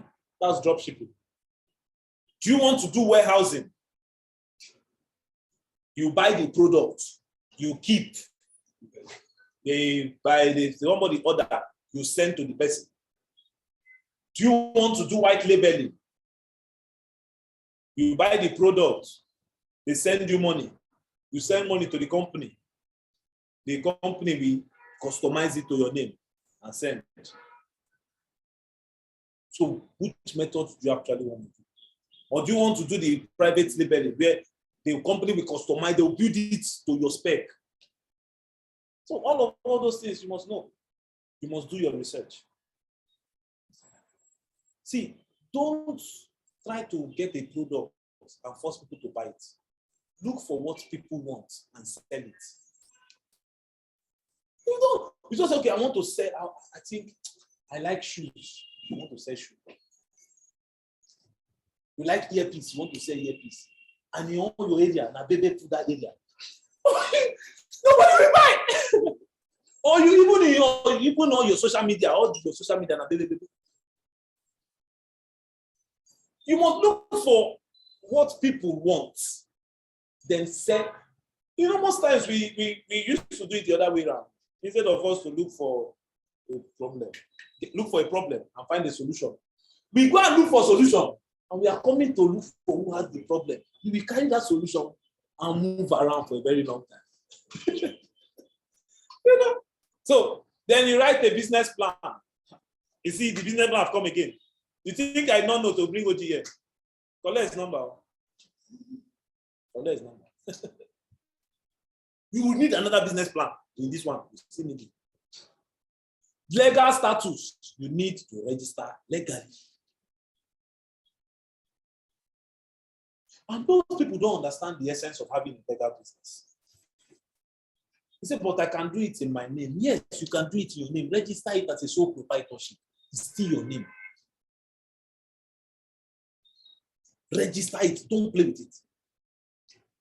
If possible, as a limited company. Register and trademark your company. Trademark is key, especially for e-commerce. It's key. Then build an online shop. Now, when we say build an online shop, it's not necessarily your website or this thing. If it's Facebook you want to use, if it's Instagram you want to use, but get a shop where people can go and preview the things you sell. You are using status, only status. Then because I did not check your status yesterday, they are now angry that I'm not buying from you. Because my work now is just to sit down and be waiting for you to upload. You're a comedian. You must get a place. So when you finish uploading those things on your list, there should be a place where people actually go and see those things existing. So you must build a shop. Then, what is the method of payment? This method of payment, we usually take it very lightly. You can send money to my account. It's a global village. Instagram is not only people in your community that used to go to Instagram. So if somebody from Ghana now say, I want to send you money, you say, okay, well, you go to GT Bank. And the guy is telling you GT Bank. Okay, maybe the GT Bank in Ghana. You now call Fidelity or one bank that is not in this country. How do you hope to get money? So while you are processing your local payments, you must also make plans for international payments. When I launched my e-commerce store last 3 years, in 2017, the first order I got was from Ghana. The first order. Thank God for crypto. I just send the money in crypto straight. So you must look for a payment method. And crypto is one of the easiest because they can buy it there and send it here and you can sell it here. So Then market your business. You are selling something. WhatsApp is the only shop, Abi? And you now check your WhatsApp contact to 21. There's only 21 people that are in your WhatsApp. So when you upload that video, your fine products that you took, yes, business plan, you research everything. It's only 21 people that see it. And that 21 may not see it because it's only maybe 3 or 4 that may watch status that day. You market your business. That's why you need to have shop. So it's the shop you market. Then outsource the order fulfillment. The essence of saying outsource it is because, most time people into e-commerce start a business and some people have made order. When you see the guy now enter bike, they go deliver shoe. As finished delivering the shoe, enter Uber. It's going to deliver the sheet. Before you do all those work, you discover that all your profits, you have finished it. Outsource it. That's why there are companies called delivery company. That's what they do. They help you to deliver. Outsource it. Number 3, content creators. Anybody can do these things. Just anybody. I used to like this guy, Josh Too Funny. I like him. To watch some of his skits. Makes sense. Have you seen him on stand-up before? Stand-up comedy. Rubbish. Or you see Lasisi. When you see, once you put that Instagram filter, now squeeze his face. Anything he says is funny. But bring him to stand-up. It's rubbish. It's rubbish. You'll be looking for points to laugh. He had finished saying it, you did not say anything, you don't be trying, okay, I say this seems funny. His work is not a stand-up comedian. He's a content creator. You like the content. That's all. So his work is not to do stand-up. And those people have known their calling, so they stay there. So who is a content creator? Someone that creates content to attract the audience. Finish, that's all. So attracting people that will visit your page, your website, or your blog. The idea of being a content creator is to be an influencer. If you're a content creator that I'm not an influencer, I have not started. Because that's where the money is. Yes, I know Facebook will pay you. I know Instagram will pay you. I know Google will pay you. But where the money is? Do you know how much they pay Ronaldo to post anything on his page? If they gather all your family, nuclear and extended, 10 years salary, you have not reached one post. One post.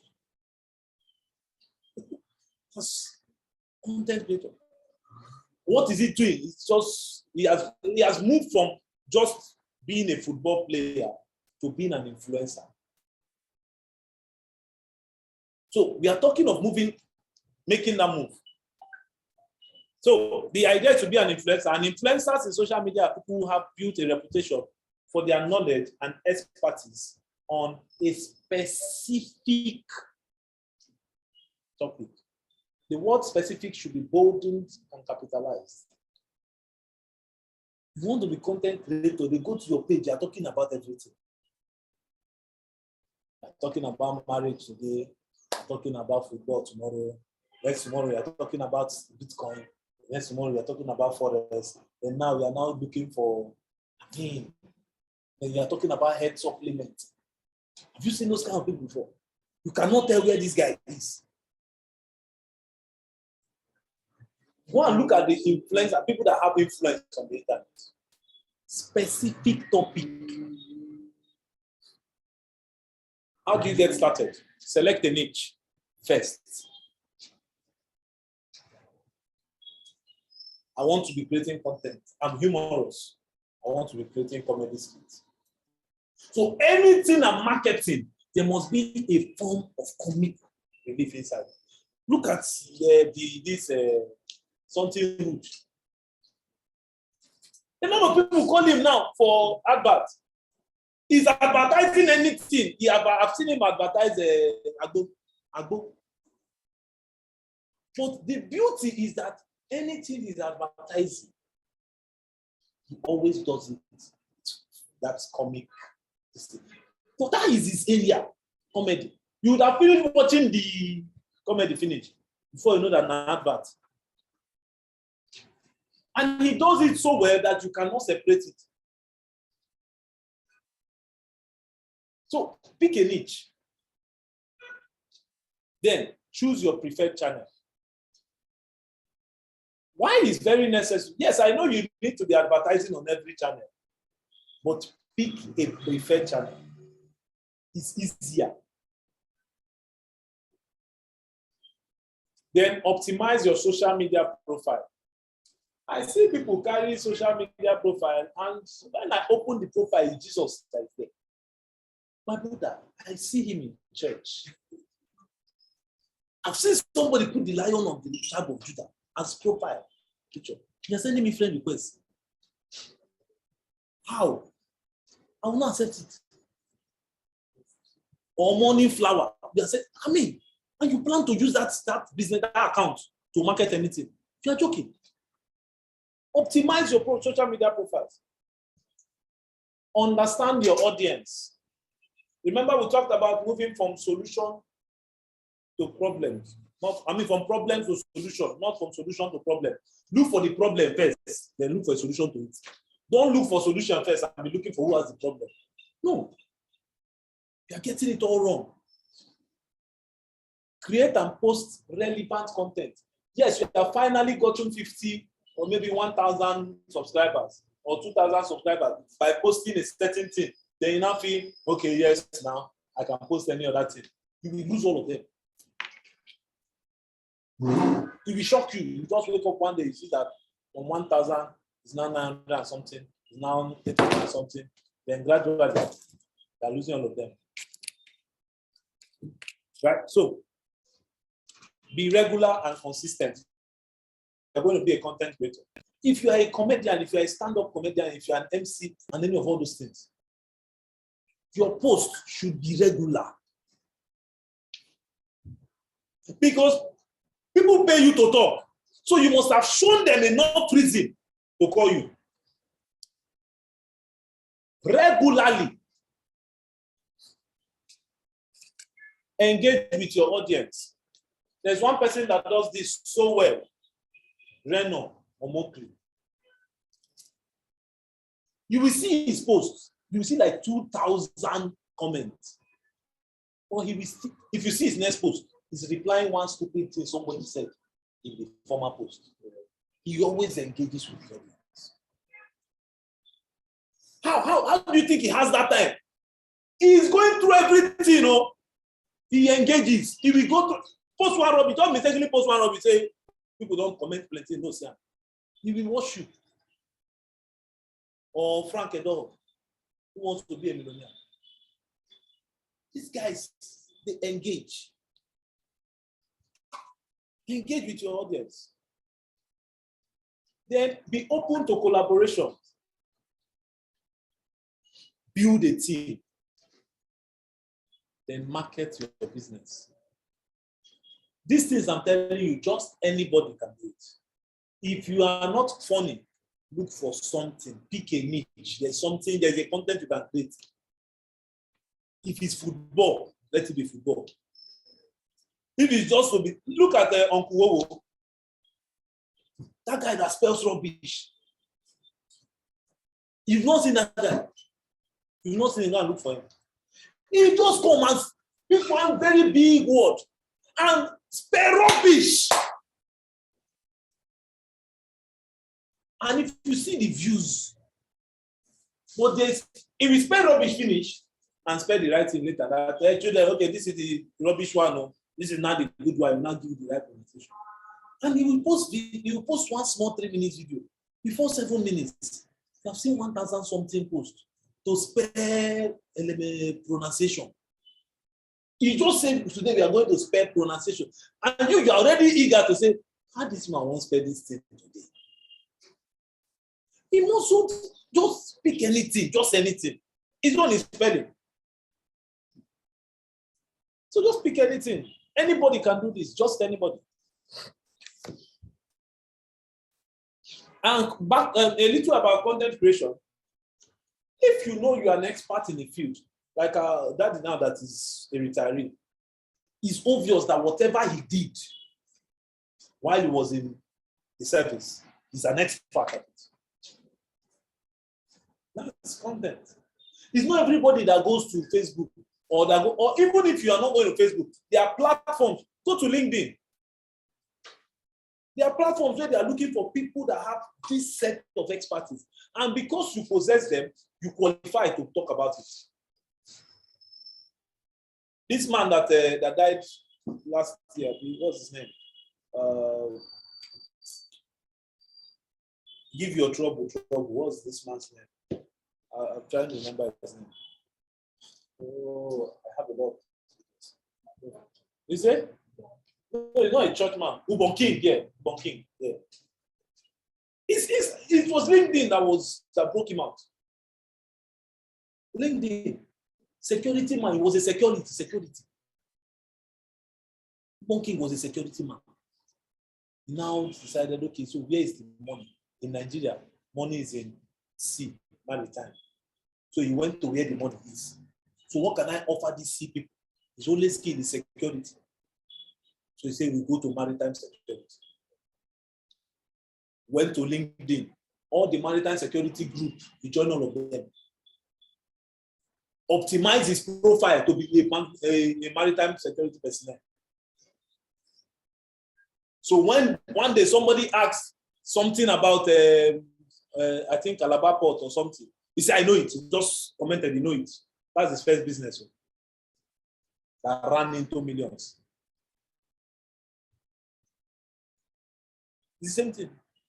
Now, for him to have gotten to that point, it means immediately he chose his niche, maritime security. He joined the relevant community and started posting relevant content. Just anybody can do it. The next one is affiliate marketing. Affiliate marketing. The next 3 minutes, I will be out of your face. You just have like 2 slides left. Now, affiliate marketing is simply earning a commission by promoting a product or service made by another person. Affiliate marketing. And a lot of people make a lot of money from it. Someone else makes a product, they market it. That's all.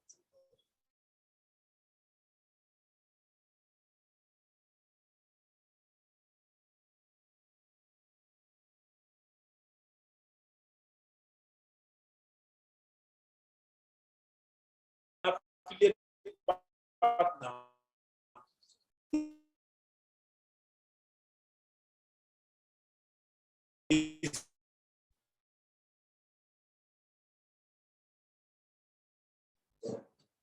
I don't sell health products. I won't sell health products. Why? I did not build my community with health products. Most of the people that are on my page are for business. It's related to crypto. I cannot go and start selling Tianchi because there's money inside. Someone don't bring one more that say, oh boy, money did this thing. See, if you know the amount of offers we turn down from every part of the country, Pakistan, anywhere, say, I've seen your profile and you have good fan base, I want you to market this thing for me, everybody that comes, we have so court and we'll pay you $1,000 to put a video. No.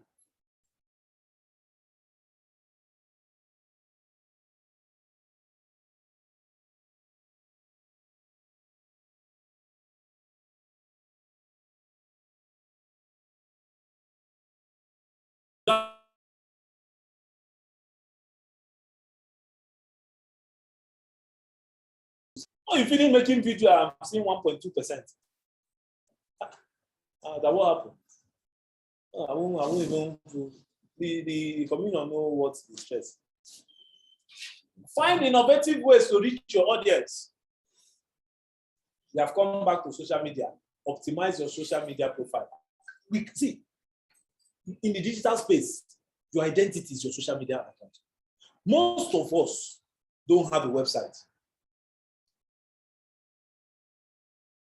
Most of us don't have a website. You don't have a personal website. So if I type your name on Google, the only place Google will get content from is your social media account.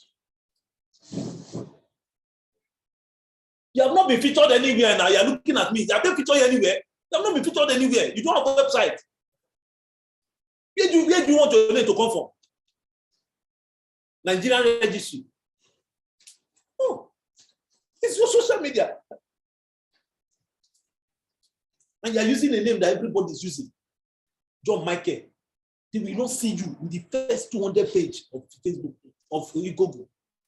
The first 200 page, your profile will not show.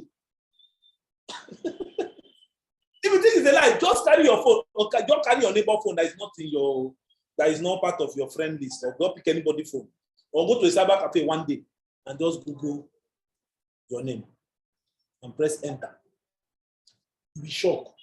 You check the first page, nothing concerns you inside. Second page, there's nothing about you. The third, that's when you know that you are just existing and not started living. In this digital age, you must have digital footprint. You must optimize your social media accounts. They open your profile, they see one small baby. Are you trafficking children? That's your profile picture. If it's your family, good. Post the picture. It's not your profile picture. If you want to post profile picture, you put you in a crowd. Which of you have the account? Or you want to use your personal picture, and you use picture where they snap you and Eiffel Tower as profile picture. My brother, you are not the subject of that picture. The subject of the picture is the Eiffel Tower. Nobody knows you. Your profile picture should carry your picture, your face. Optimize it. Create and post relevant content. We are still coming back with the same thing. You will notice that there's similarity in all these things. But the truth is the amount of money that is made. Go and check market capitalization of network marketing or affiliate marketing. 6 trillion. No, 6 billion. That's not, it's still being very young. It's very tender. They are still going far. So it's not late. Nobody's late into the party. Be regular and consistent. Use clear call to action. Now, back to posting relevant content. It's not every content you post that should be about sales. Yes, I know you are selling Tianchi. That's health industry. It's not every post that you make that you want to say something. Some can just be free information. Let people gain value when they read your post. All your posts is that you buy now. All your posts is buy now. Nobody will hear it. When people read your post, let them say, guy, let them like it. Value. Then use clear call to action. Don't just post something and expect people to know what to do. Tell them what to do. Register here now. Subscribe now. Like my page now. Look at every YouTube video you watch. They want you to like the page and subscribe. You will see it. In the midst of the video, you will just see a pop-up or you just hear the YouTuber.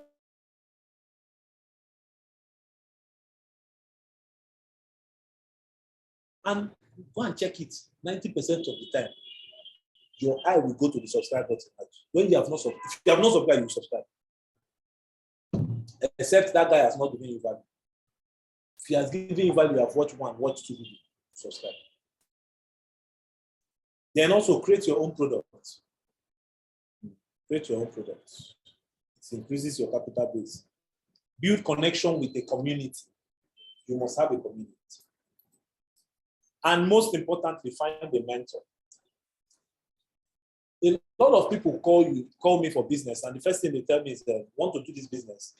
And the first question they'll tell you, I hope it's not bring somebody. Once they hear it bring somebody, how about us? They are out there, they've gone. Why? Because their first experience at bringing somebody was very bad. But we have been bringing somebody since for free. The place I used to eat, Yabola, she did not print flyer. I saw somebody carrying plates. There they go. Yabola. Who be Yabola? You don't know Yabola, and you name is Carol. Oh boy, you know this. So tell me about it. Oh boy, the human beings make sense. Now there they go now. Where they go? I was going to my house. Yabola did not give this guy free meat for inviting me. Yabola did not even know it's the guy that invited me. She collected the money and kept on. You see one of your friends with one very stupid wig. You say, hey, where do you do this thing? And she wanted to first brag about it. Look at this corner, this corner. I hope you did not pay. He said, I paid and it's very expensive. He said, next time, if you have money, don't waste it. We'll show you where I used to do it. We carry out to your weak person. She will do weak for you or your friend. She will not give you. Oh, thank you, customer. God will bless you. Thank you. You go. You have been doing word of mouth since. But once you hear that there's money attached, then no, you can't. But you know why it's difficult for you? Because you did not learn it right. If you learn it right, you understand that this is the best way to make money. Easiest. So you need a mentor. For this one, you need a mentor. You cannot, there's no two ways about it. Then the last business, cryptocurrency. Now we must talk about it. So it's not, we don't have to be angry. Like, cryptocurrency, I must talk about it. So, for those of you online, I hope they are still following us. Okay, so those of you online, please, if you are gaining any value, let me see you type massive impact, please. All right, cryptocurrency. Now, I carefully selected what you need to get started. Because I was having a conversation with a friend yesterday and she told me, I just asked her, it was the time she told me she wanted to get into cryptocurrency. So I asked her, so did you let her go into the cryptocurrency? She said, yes. So she bought some coins, invested with some companies. I said, oh, which coin did you buy? She sent me a list of coins. I put my hand on my head and I said, Jesus, who told you to buy this thing? He said, one of my friends. I said, wow. It's well, God will help you, eh? God will help you. You bought plenty rubbish. Plenty rubbish. Plenty rubbish. He said the person gave her assurance that worst case scenario, you will collect all the coin back and give her initial capital. I think this guy must be balling. That you want to bear the whole risk of a crypto market on your shoulder. See, this guy is good, man. I want to know the guy. So anytime that there's a bearish market, I'll meet the guy to cash out. Say, guy, I don't want to take your coins. Give me my capital. Very funny guy. So what's cryptocurrency trading? The act of speculating on cryptocurrency price movement and buying and selling the underlying coin via an exchange. Now, cryptocurrencies also allow their owners to buy goods and services or to trade them for profit. Please, let's take note of these words. Buy goods and services and trade them for profit. Somebody asked me that he wanted to buy, someone came to meet me that I want to buy coin. I say, go and learn how to trade. He said, why should I learn how to trade? They asked him, why do you want to buy coin? You don't know the reason why you want to trade. You just want to hold coin. And it's funny. Now, how do you get started? Pay attention, because before I go deep, First, you need to have a goal and a purpose for going into crypto. This is the first point of failure for 99% of people I've seen in crypto. They just go into crypto because they just say, when they cash out. You will fail. True, you will lose money. You will lose, and you not lose more money, you lose better money. You can ask people that bought Bitcoin at $69,000. There was a young man we were telling those days when crypto was still just started. When we were still at $600, $700. Okay, buy. He did not buy. Buy. He said, like. When he saw Bitcoin at $19,000, that pumped on me. Bitcoin dropped from 19,000 to 3,500. And it stayed like that for 2 years. How will you sleep? I imagine how the guy used to sleep.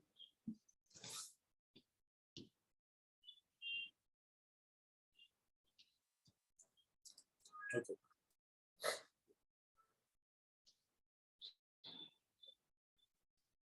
Those on the chat room, immediately I'm done with this slide, I would respond to you. Right? Okay. Okay, so have a goal and a purpose for trading is very necessary. Very necessary. One of the goals could be maybe to meet a particular need.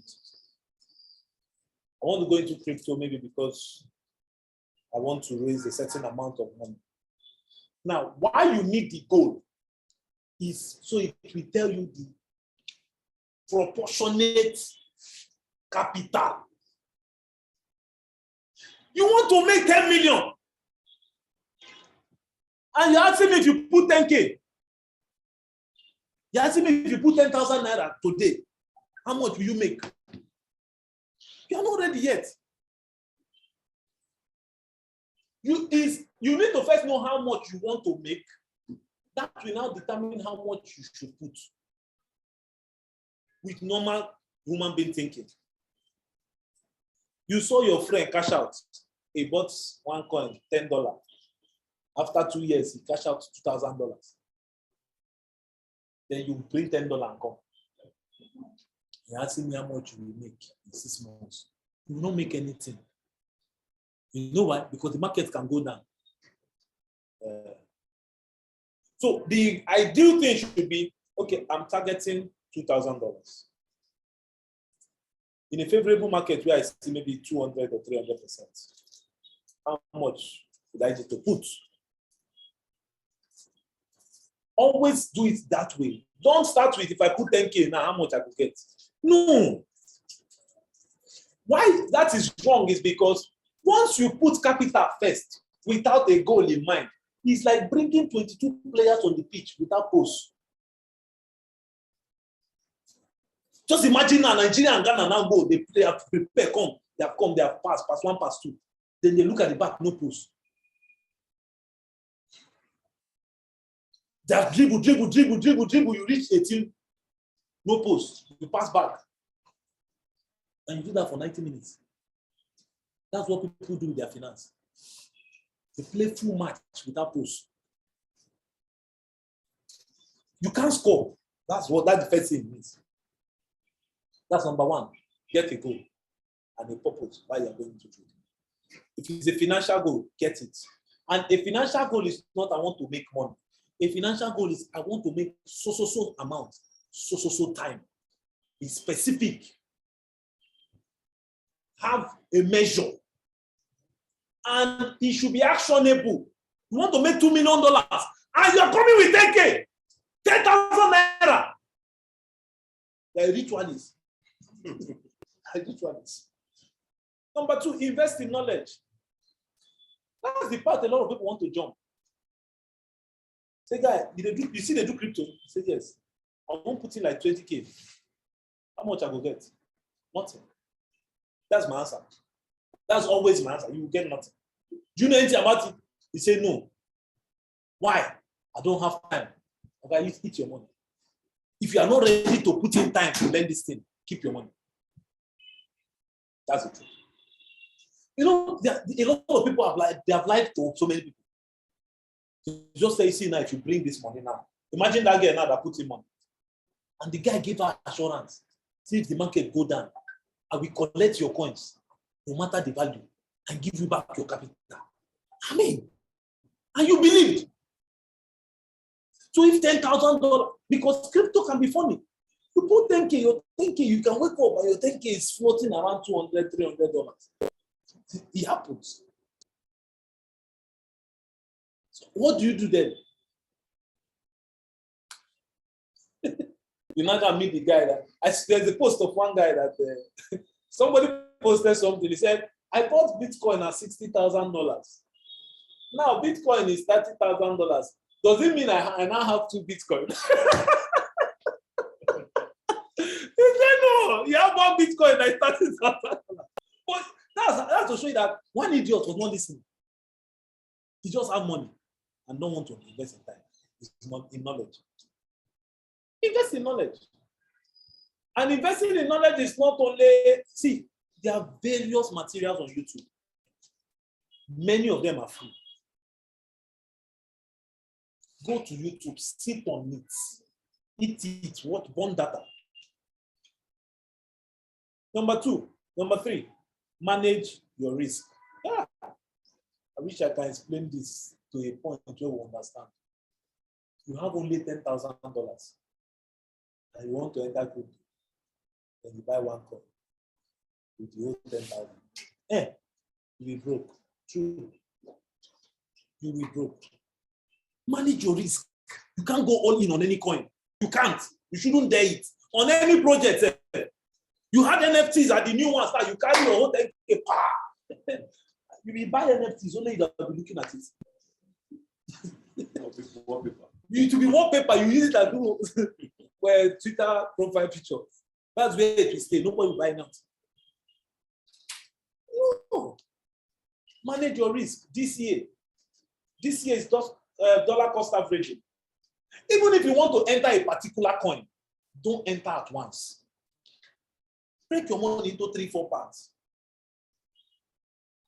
One of my friends in the US who wanted to go into crypto called me, say he has $1 million, wants to invest. I said, okay, I'll guide you. But first, you will pay to them. He said, no problem. But the problem is he doesn't have time. So he wants a master class.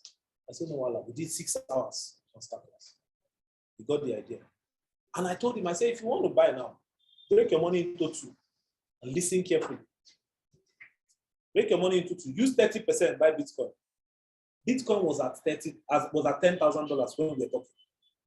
Use 70%, buy Ethereum. Ethereum was $150. I said Bitcoin is going to do 5x, 500%. Ethereum will do 1,000 to 2,000% in the next few months. It's a long-term something. So spread your money like that. Young man said, okay. Few weeks later, told him, how far? So say he has bought it. So when Ethereum got to $2,000, I was happy. I called the guy, how far? He said, man, he did not buy the Ethereum that time. I don't understand. He said he used all of them to buy Bitcoin at $50,000 now. So that means you now have 5 million. He said, yes. I said, say all now. He said, why? I said, I'm looking at the market now. This market is going to correct now. Say all. He said, okay. Few days later, Bitcoin fell to $28,000. I was happy. I wanted to call him. So yeah, it's time to buy again. I called the guy. The guy did not pick. Did not pick. So a few weeks later, when the price started coming back up, was 30 something. He now opened up. He said, I did not say that time. I said, you did not say that time. Huh? So you're saying, when he gets to 50,000 again, say, he will get there. Immediately get there, say. He said, okay. When we are now getting to 48,000, 49,000, he said, man, the way I'm looking at this market, we are going to $100,000. I said, my brother, say. He did not say. So he was not using it to brag. $1 million has come to $6 million. Nigerian boy in California. He was feeling fly. Then market dropped from $63,000 straight to 30,000. In his eye, $3-point-something million disappeared from his account. He now called me. I said, so how far? What's happening? He said, man, I'm ready to learn this trading thing. I said, how far? What happened? See, his money is at that in fact, once you get to $50,000, you say, you not do again. You not do crypto again. He said, the guy there is not doing again. That this crypto thing, I'm going to leave him for now. I said, what happened? He said, man, bro, you don't get it. You don't get it. $1.2 million just disappeared from my account in my front overnight. I didn't never said it. You know what he said? He said, no, this is taking a lot of me, man. My emotions. I said, never said it. It's the man for me. I didn't tell you. It was funny, but that's exactly what we do. You allow your greed enter the place of your reasoning. Manage your risk. Number 4, constant research and follow up. It's one thing to buy a good coin. It's another thing to know when to sell. As one of my friends, he bought a coin I bought. And when he told me he bought this coin, I was like, wow, how did you know? I was very happy for him. I bought that coin with $50. I think I sold it at $2,000 after about 2 months, 2017. So I saw the man a few weeks later. I said, how far? Man, I hope you made some money from your this thing. He said, hey, they don't sell out. We now went back to check. It was below the initial price. We bought it. Because the market works with time. Every financial market is based on cycle. Enter when the others are entering, sell when others are selling.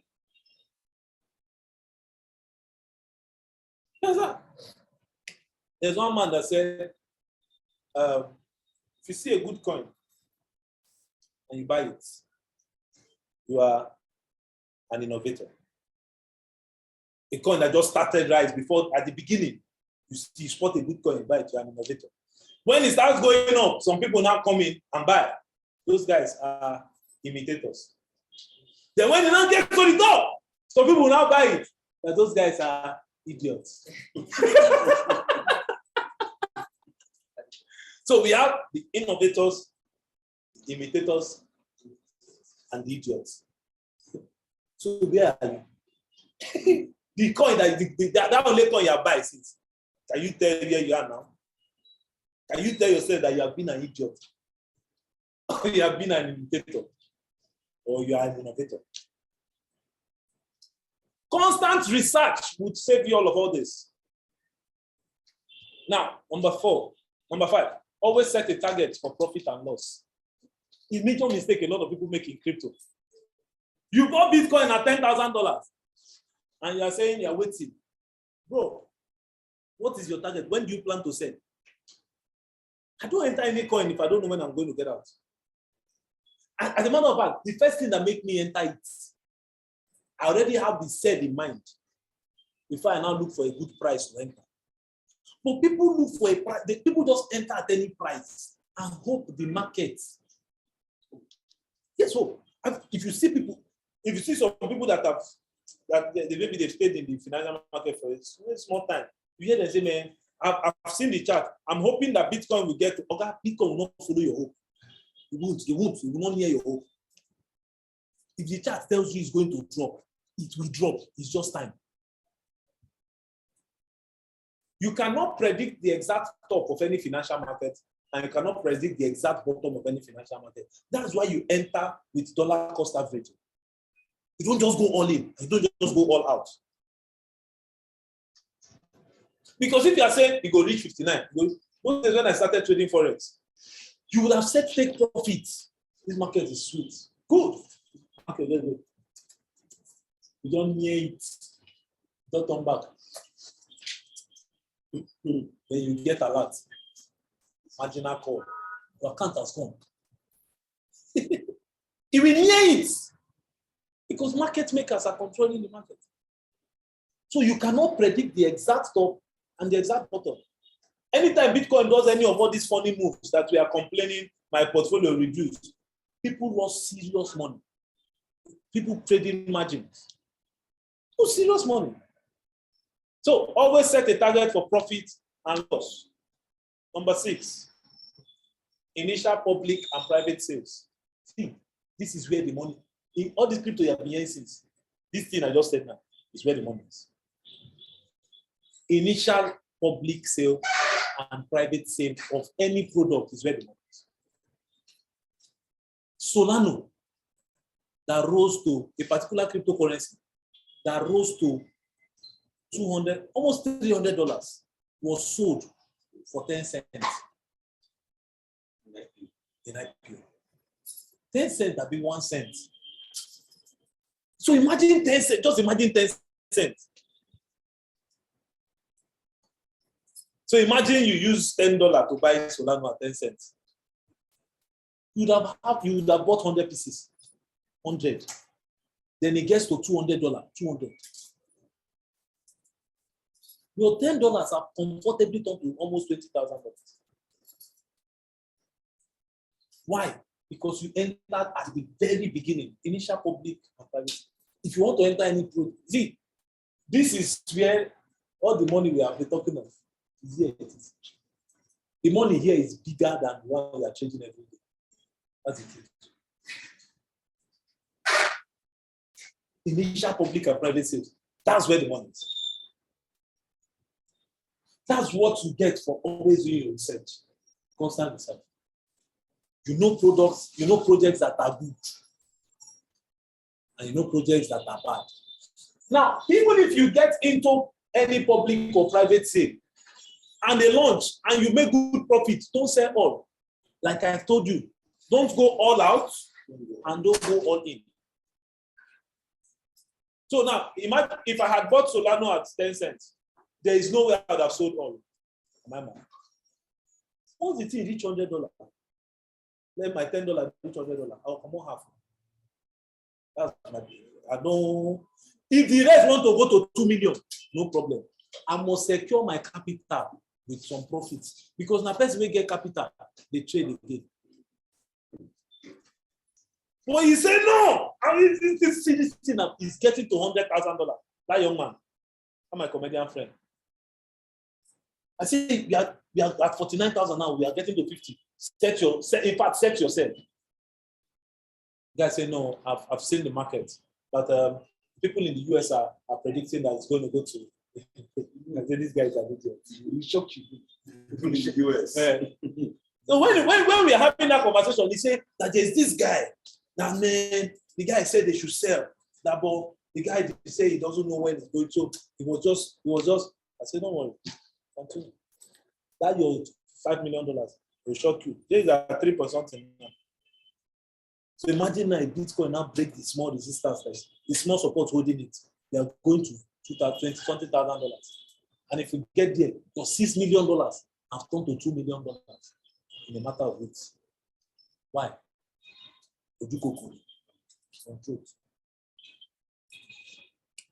Number 7, go for market capitalization, not affordability. If you're already in crypto, this thing I just said will save you. I've seen some very funny people that just come into crypto. Say, man, I want to buy Shiba. I want to buy SafeMoon. And when you ask them why, is the why for me? When you ask them why, you say, presently now, my $10 can buy 10 billion. So imagine if one just get to 1 cent. Yeah, a comedian. Do you know what it will take for one of that coin to get to 0.0000001 cent? Comedian. Now, most of the time, what they look at is affordability. How many pieces can my $10 buy? They don't look at market cap.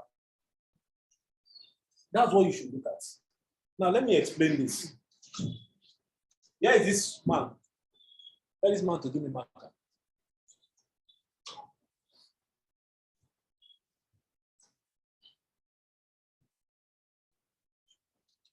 Now, Most people look at affordability, not market capitalization. Now, what does this mean?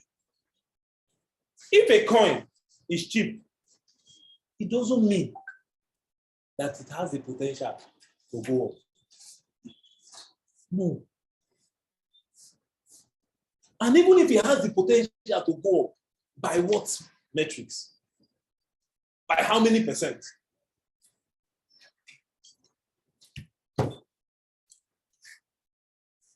Now, let me show us something. Now, if you look at this, let's say a particular coin, let's just say, which coin will I use now? I don't want to use Shiba, but that's the name. That's the only coin I don't think in my head. Let's just use maybe GSK. Let's use GSK. Now, let's say GSK now is maybe $0.000001. This is a good coin to buy. One is at 0.0001. Now, but the market capitalization of this coin is it's 1 trillion self, you know, it's game over. Let's say the market capitalization is about 100 billion self, 100 billion go add. Let's just use 1 billion. 1.1 billion. Now, look at this. To you,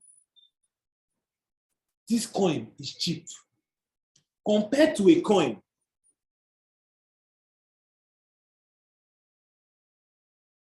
that is 0.02, and the market cap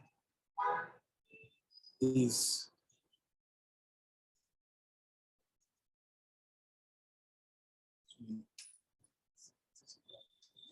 now. To you, in your mind, you have $10. You want to invest. You know, this is the one that you will. If I buy 10, if I $10 will give you how many billion? 1, 2, 3, 4, 5, 6, almost 10 million. You run and buy. For your $10 to turn to $20, it means another 1.1 billion needs to be added to this market cap. That means investors should bring another 1.1 billion to this coin for your $10 to turn to $20. But for your $10 here to turn to $20, it just needs an extra $2 million. God bless you. The demand for this will be high because the market cap is low. So it's easy for this guy to get to $10 million. In fact, it's easier for this guy to get to $10 million than for this one to get to 2 billion. But from your own face, because you are an untrained eye, you are looking at quantity. And you will now buy it, now hoping that, see, the day. And when I hear those people talk, you say, man, don't worry. When this coin gets to 1 cent, we are made. Nobody will make you anything. Because we are forgetting that. Now, let's look at the possibility for this guy to get to 1 cent. He needs to cancel 1, 2, 3, 4, 5 zeros to get to $0.01. And if you cancel these zeros, 1, 2, 3, 4, 5, it means you need to add it to the back of this market cap. Yeah. So that's like 10 trillion. 110 trillion. No? Trillion. How much is the whole crypto market, including Bitcoin, everything? It's 1.2 trillion. Or 1.6 trillion. So for your dream to be achieved, every coin needs to die. And you carry all the money and put here and multiply it by 100.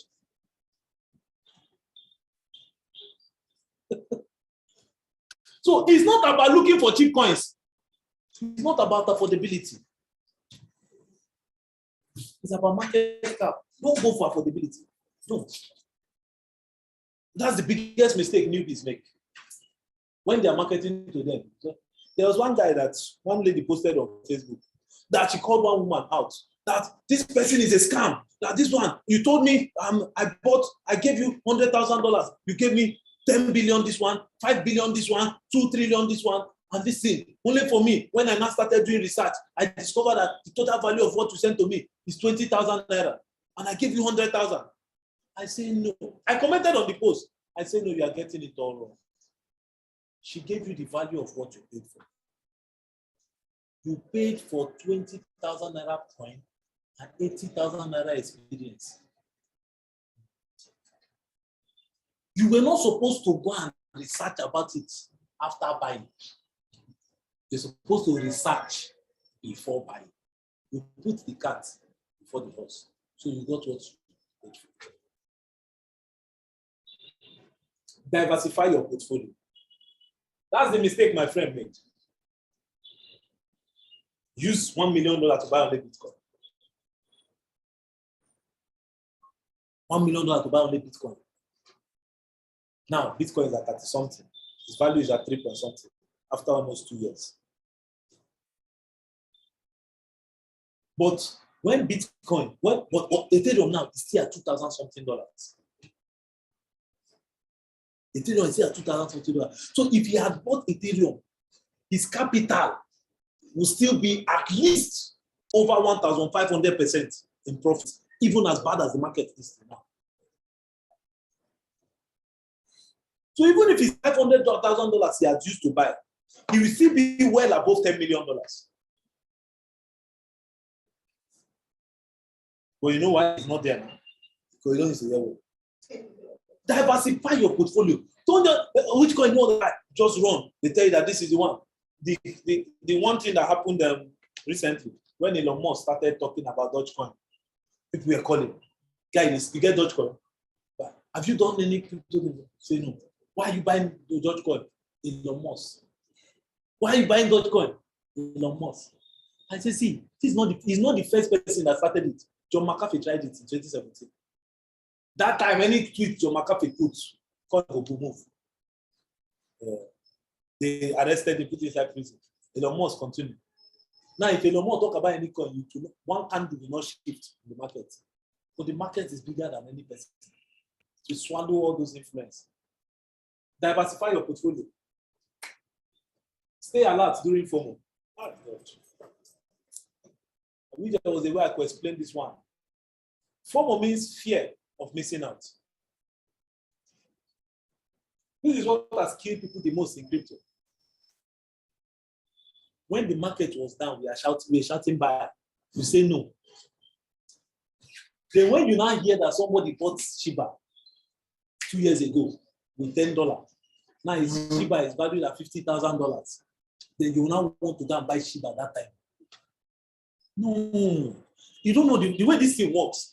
Before I can sell at the top, there must be somebody willing to buy from me at the top. So me that bought early, I'm waiting for you to come and buy from me. So I will cash out. Then the thing will now fall on you. Then you will not be waiting too for another person that will come and start buying. It's a circle.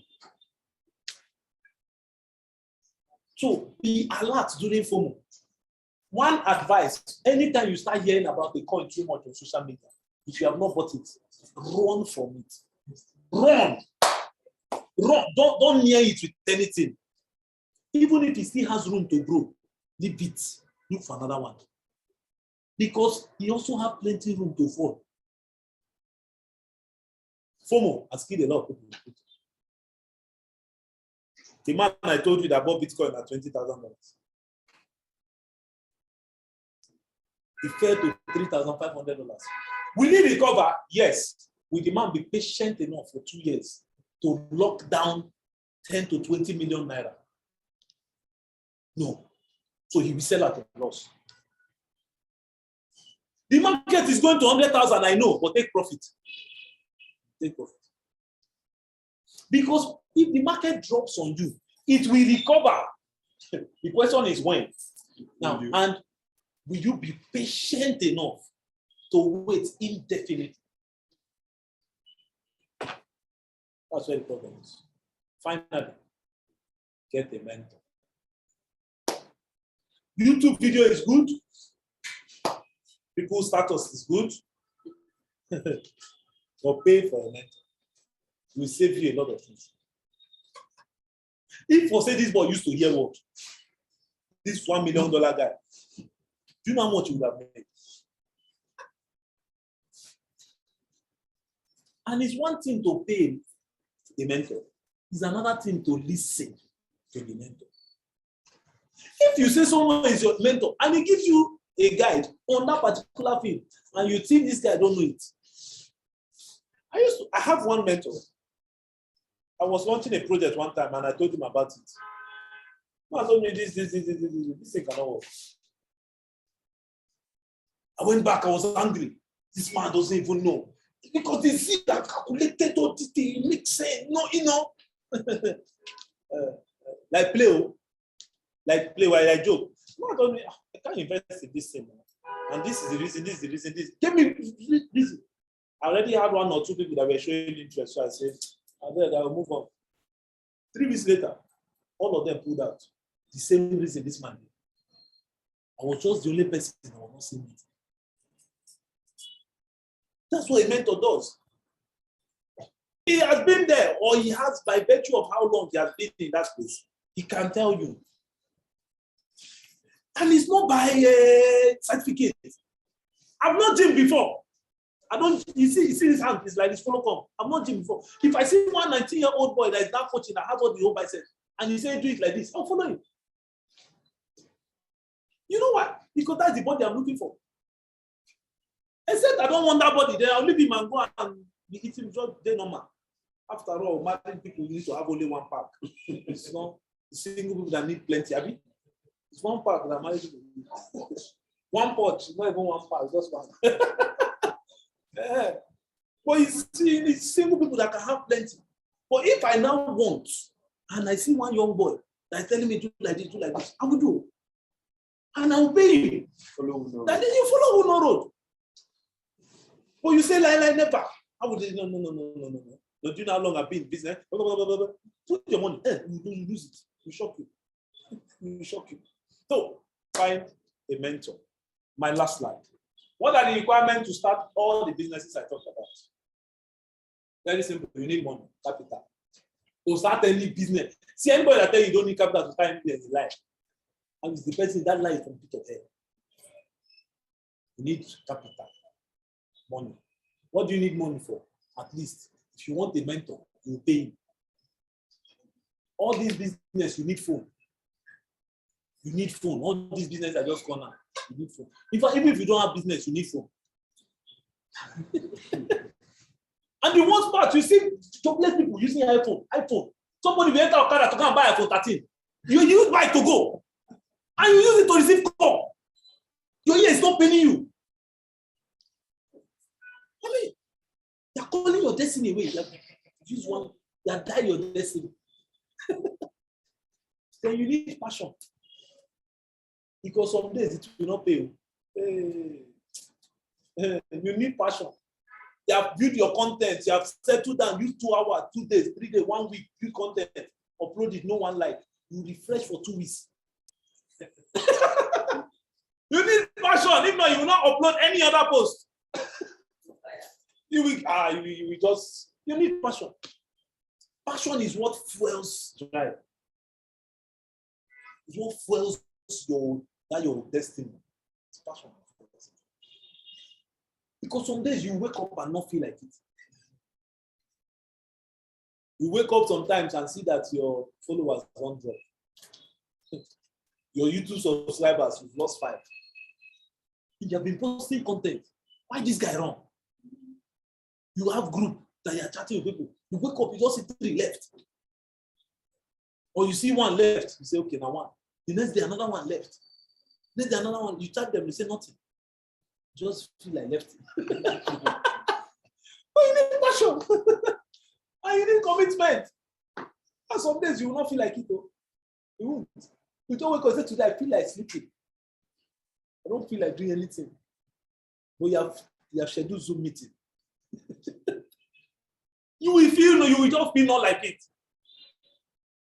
Then you need social media account. And when I mean social media account, I mean optimized account. You want to have account everywhere.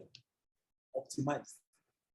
And you don't just, when I mean optimized, I think I need to say this. When we say optimize, first, you need a profile picture. A profile picture is a headshot of you. Not your family member, not your children, not your community, you.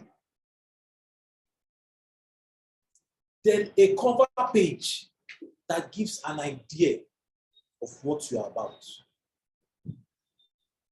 If you are talking more about family, put your family.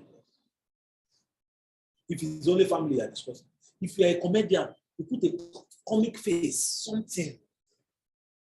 If you are an actor, you put a scene of a movie, something. Or that cover page now tells what this guy is about. Then you don't not leave your bio like that. I love God.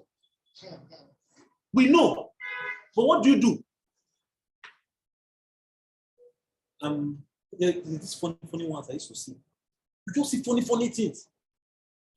Then the worst mistake people make. Your name is Toby. You now put Tuubbii. Are you mad?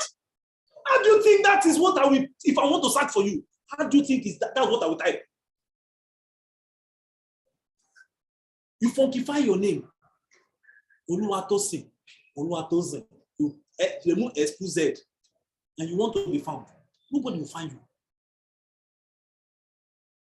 A young man that lost his ID card the other day, his wallet, with money inside, passport and everything. How did they find him?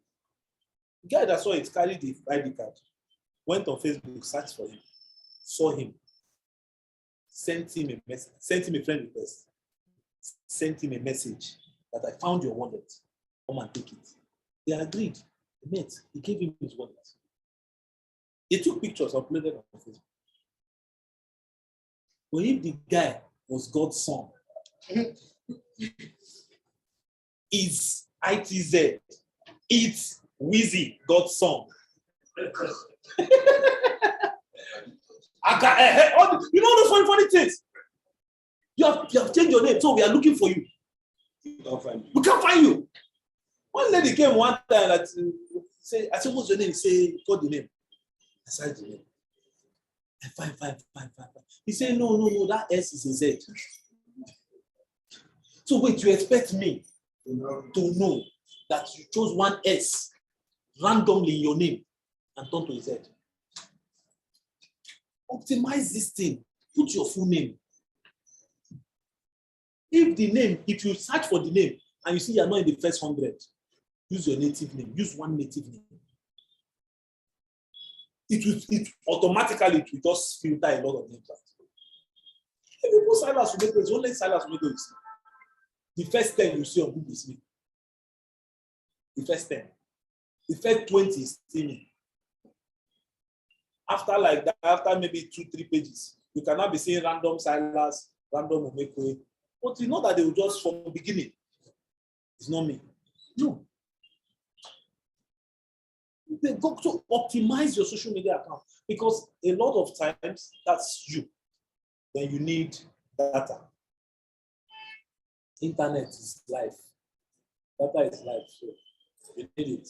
With this, I mean, you can get into any business, any of these 5, and make good money. Better than what Yahoo boy. I think I end it now. Thank you. So I think the people on the Zoom call, I don't know if they are still there. Our Zoom people, are we still there?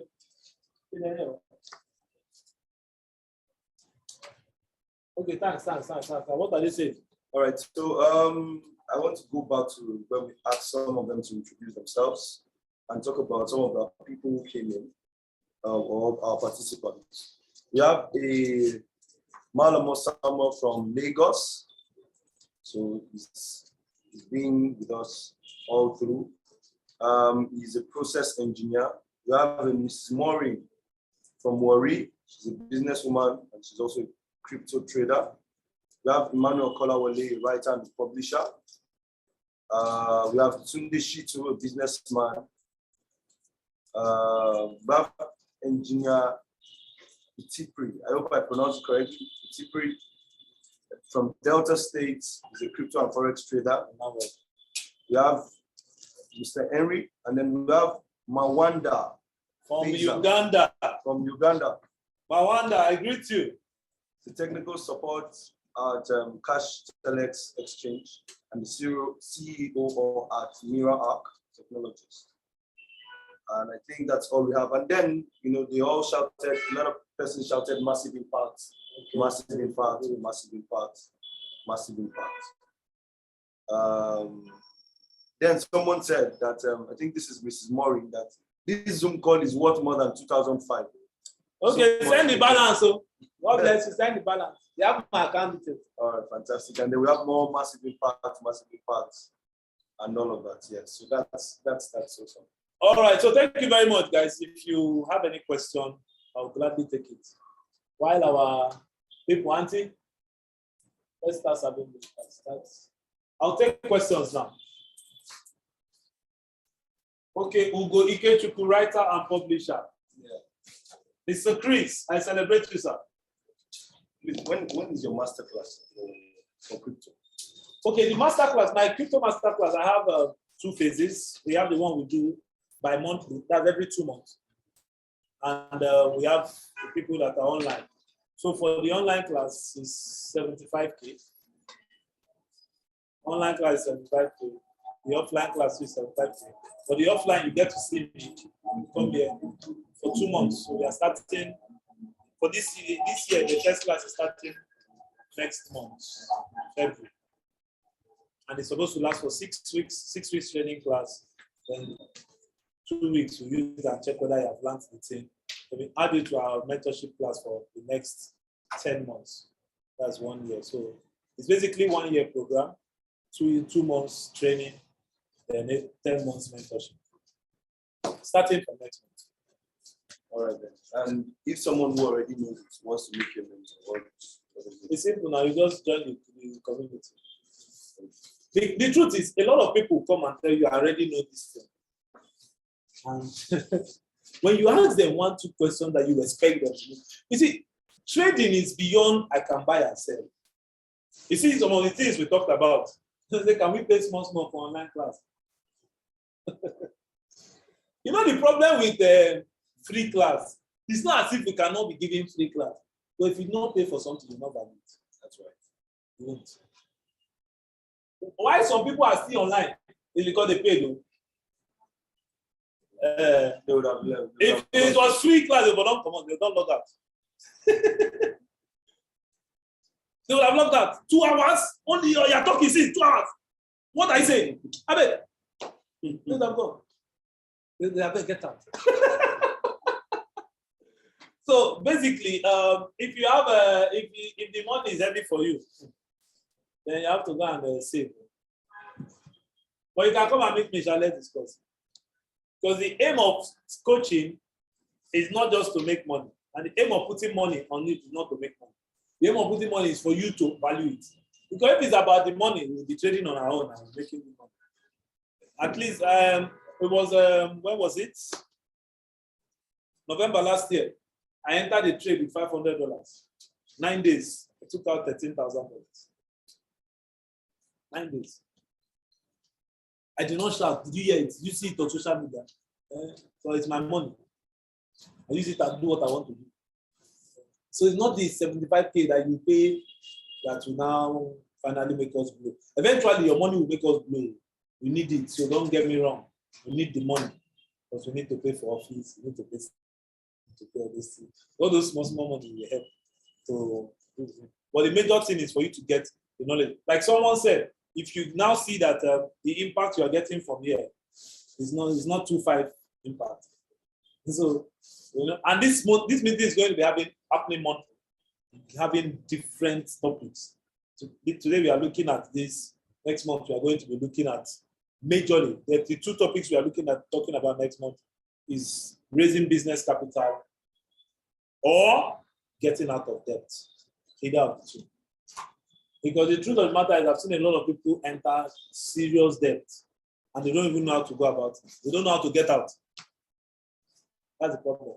So getting out of debt is one thing that we look at, then raising business capital. So we may look at the both of them or we may look at any of them. But that's what will happen next month. Okay, so if you have any question here, please still bring them. Before we bring this meeting to a close. So we can eat, but the thing is already entering my nose. Yes, please. Yes. Thank you. Actually, what I wanted to ask is what you plan to teach. Is what?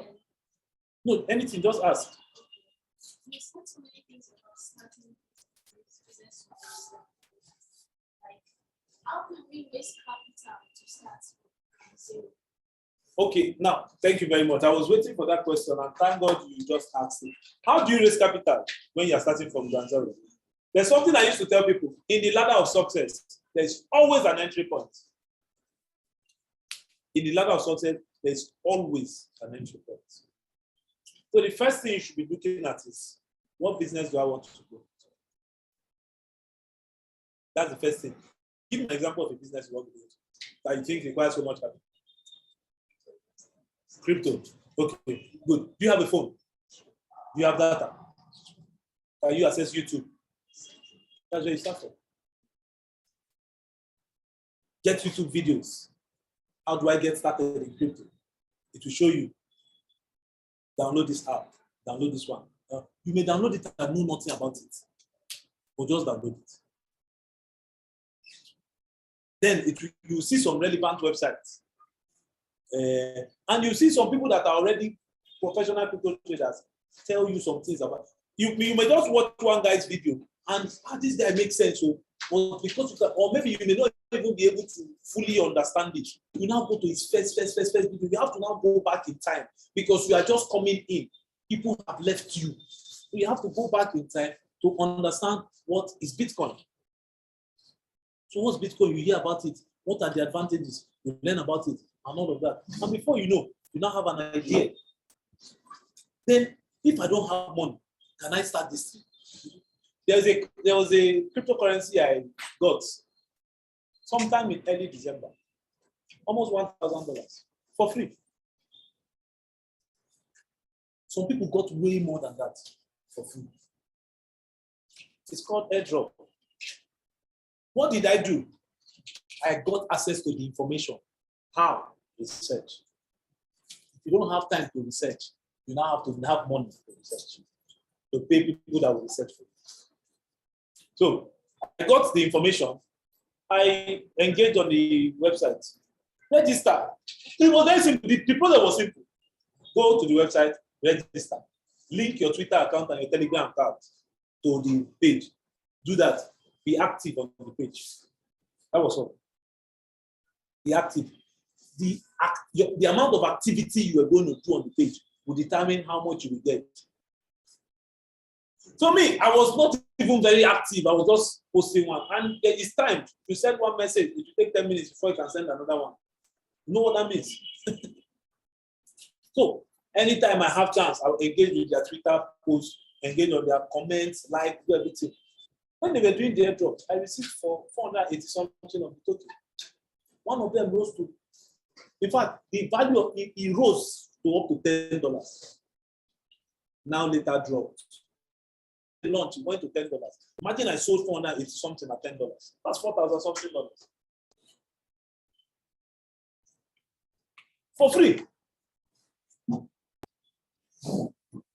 Yes, so to this effect, I think it's important that you have your YouTube channel. Yeah, my YouTube channel is there. There are a lot of if you go to my YouTube channel, if you go, all right, no problem. Thank you so much, sir. But have your breakfast now. Have your meat pie, please. Oh, you don't do pastries. as well. All right, we'll talk, sir. Because I want to subscribe that any one of us here who have not subscribed to your YouTube channel should do that.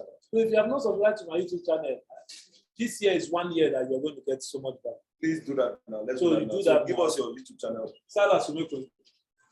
Silas Umekwe. Just search for Silas on YouTube. Okay, so talking about registration or registering businesses with CAC. Did you register your crypto business with CAC? How did you go with respect to the CBN position with crypto? Now, the truth of the matter is CBN and CAC are not the same thing. Cryptocurrency is not banned in Nigeria. CBN only told banks not to get involved. We need to get these things clear. Every other thing is still very legal. Every other thing, cryptocurrency is not an illegal business, so you can register it. However, they say wisdom is profitable to direct. So if you're going to register, you should be using the word blockchain technology as against cryptocurrency. Because cryptocurrency in itself is functioning on the blockchain tech. So it makes sense. Or you can also go in the line of fintech. So anything financial technology is where you are. So, all right. So, Mrs. Morin, I believe that answers your question. Okay. So I keep the questions coming. So did that answer your question? You can any business, not just crypto, any business. There's always an entry point. There's always an entry point. There's no business you cannot start for free. Absolutely not. But once you don't have the money, you will make up the time. So you will do more research. Not having a mentor, for instance, you will do more research. More. And you can even have a mentor that you are following from a distance. As you start getting small money, you can now pay to get their advanced class. Understand? There was someone that sent me a message. It's on my timeline. One particular coin, one day, I don't do it, but one day I just decided to do it. I just say buy Wakanda.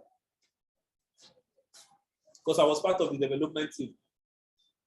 I'm part of the development team, so I just said buy Wakanda. And the guy bought it. So some other people bought, made profits, and some people in my master class bought, made profits, sent me money to say thank you.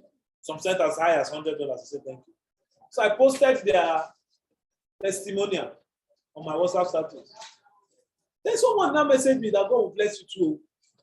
I said, what happened? He said, I made money from Wakanda. I said, oh, that's good. Who told you about it? He said, you. I said, me. Now you don't have status. He said, I saw it on your status. You saw it on my status. You did not ask me anything. But immediately you saw it, you took action. He turned $100 to $1,800. Why? Action. From a free post. So it's just follow Uno road. That's all. That's all. And not just in crypto, any business. Follow Uno road. So if you don't follow Uno road, or you follow Uno road, you'll be buying coins that when you buy it, after 2 weeks, you and them will be discussing. Say, how far now? This thing never go. You say, no, that's so crypto they be. Just give them time. Don't buy any coin based on hype. Don't try it. To do it, you go back to the village and start farming when you market up. All right, so, okay, Ms. Morin said I answered it. Thank you very much. All right, is there any other question before bringing this meeting to a close? And there's no other question. Thank you very much. I'm still Silas Umekwe.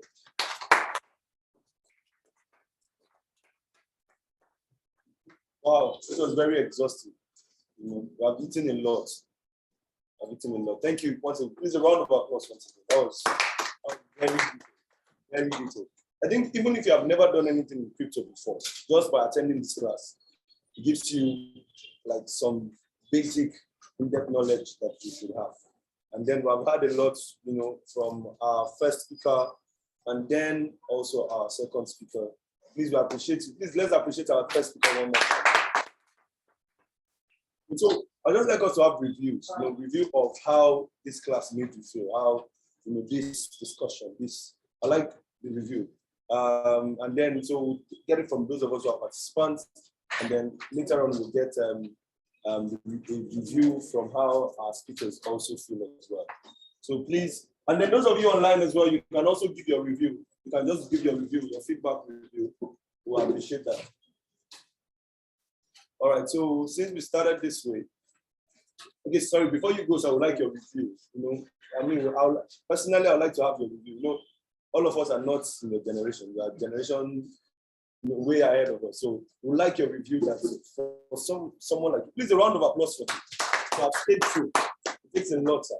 And we appreciate you for it. Thank you very much. Yes. Like our mentors said,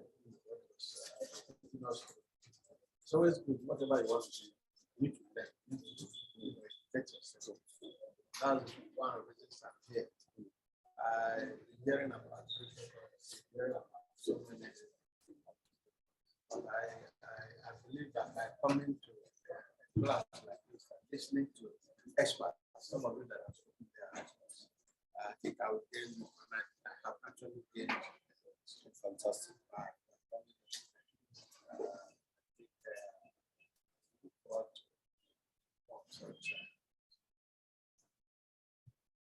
Which Wow, fantastic.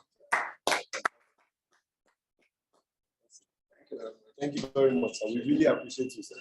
Thank you very much, sir. All right, so I'd like us to have our reviews this week. So let's start from you. So we went this way the other time. I'd like us to have our review this week. Your review from the class entirely.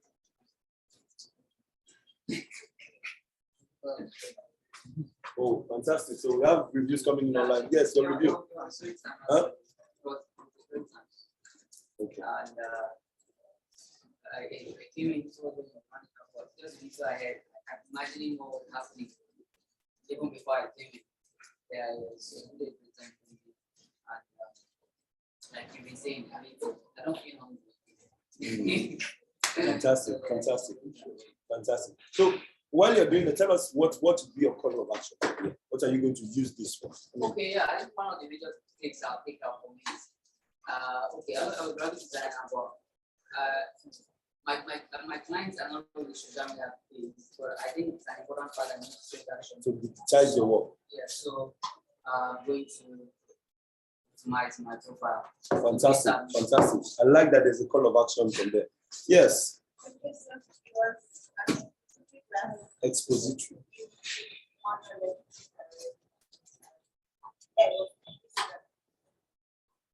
Okay, fantastic. So what's your call of action from here? What are you going to do with this?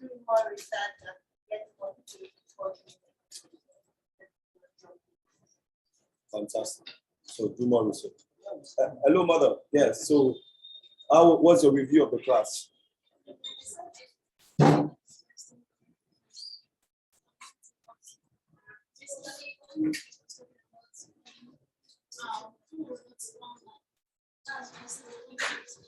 So digitizing your what you do.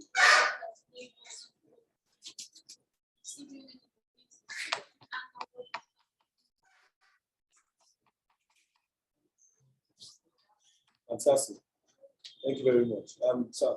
no, there's no much into because actually because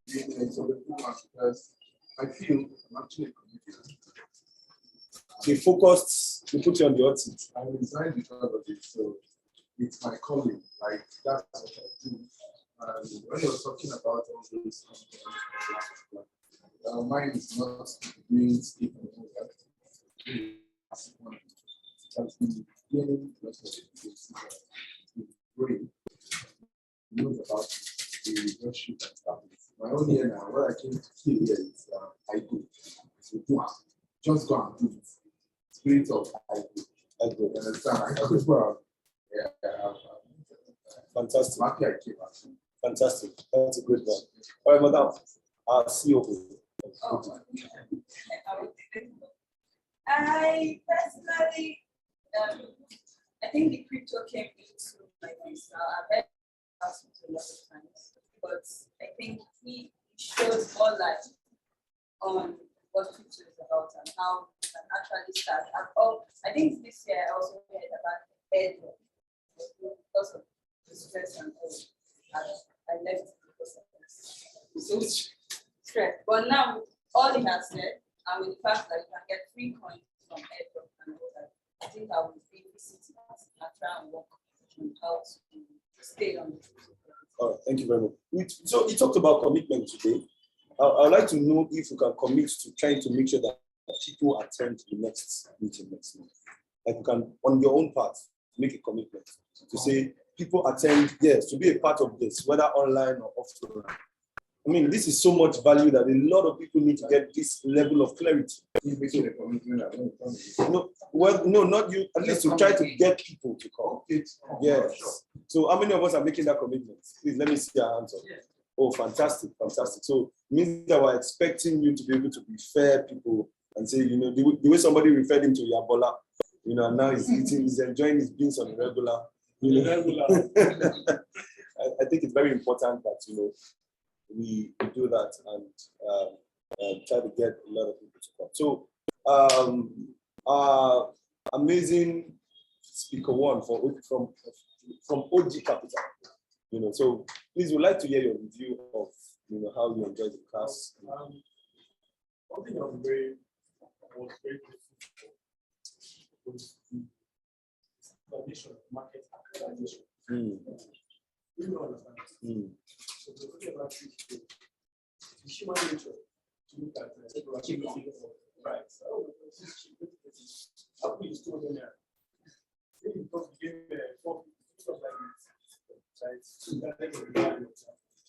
So market cap actually explains what we should be doing, what we should be thinking about. And that basis, that premise actually helps help people understand what to do. And I'm very grateful for that. When you are trying to explain something, you have to break it down in big sized pieces of information that they can understand when they go to school. And that will just happen. Right? So how do we do that? Oh, fantastic. All right, so Mr. Silas, you're going to tell us your review, sir, before I eventually hand over to you. Your own review.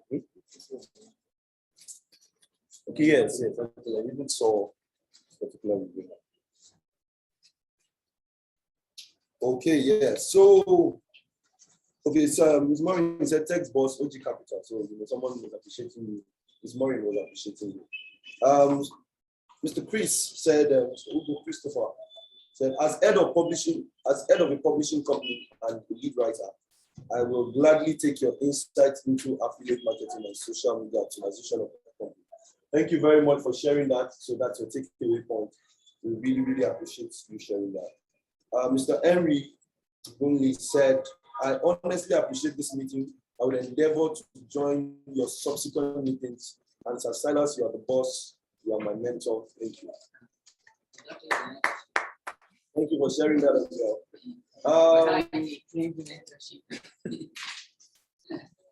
Of course, look more. Okay, so Mr. Chris again was also saying, of course, look more into blockchain technologies and how we can benefit publishers.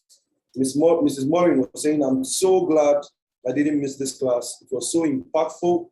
I'm so geared up to attend subsequent classes and to join the online class immediately. There's so much to learn and plenty genuine monies to make online. The world has literally gone digital, so should we all. So she says she has a question for Mr. Silas. Sir, you made mention of registering a business whenever an idea pops up. Does it mean registering with CAC whenever such idea comes up? Can you please expatiate on that? All right. What I simply meant was I gave an example of how I sold crypto fortune. I didn't want to call the name, I've called it. But I gave an example of how I sold the company. And the truth of the matter is, once I get an idea, it's not to register the name. It's not the name you're registering alone. Like, what's this company going to do? What and what and what and what? So once you get to a point, even if you don't have the full picture yet, what you think this is sellable, register it. Even if it's just as a business name, register it. It gives you an edge. But a lot of people choose to do the business first, then register it later. Instead, register it first, then be doing the business as you're going. But somehow it gets you committed. All right. Thank you very much. Okay. All right. So Mr. Emmanuel said, thank you so much for awesome insights. I think that brings us to a close of this meeting. We appreciate everyone for being a part of it. All right. So see you guys next month. All right. Thank you very much. And the meeting for next month is on the 26th of February. It's on the 26th of February. It's at the back of your book. And for those of you that did not get the book, you'll see how we do your matter for those online. But the journal that carries the date for our subsequent meetings till the end of the year. So feel free. And I'm going to make sure and for everybody online, you get a record of the meeting in your email. Then anybody that is not online will pay for it. Thank you very much, guys. God bless you.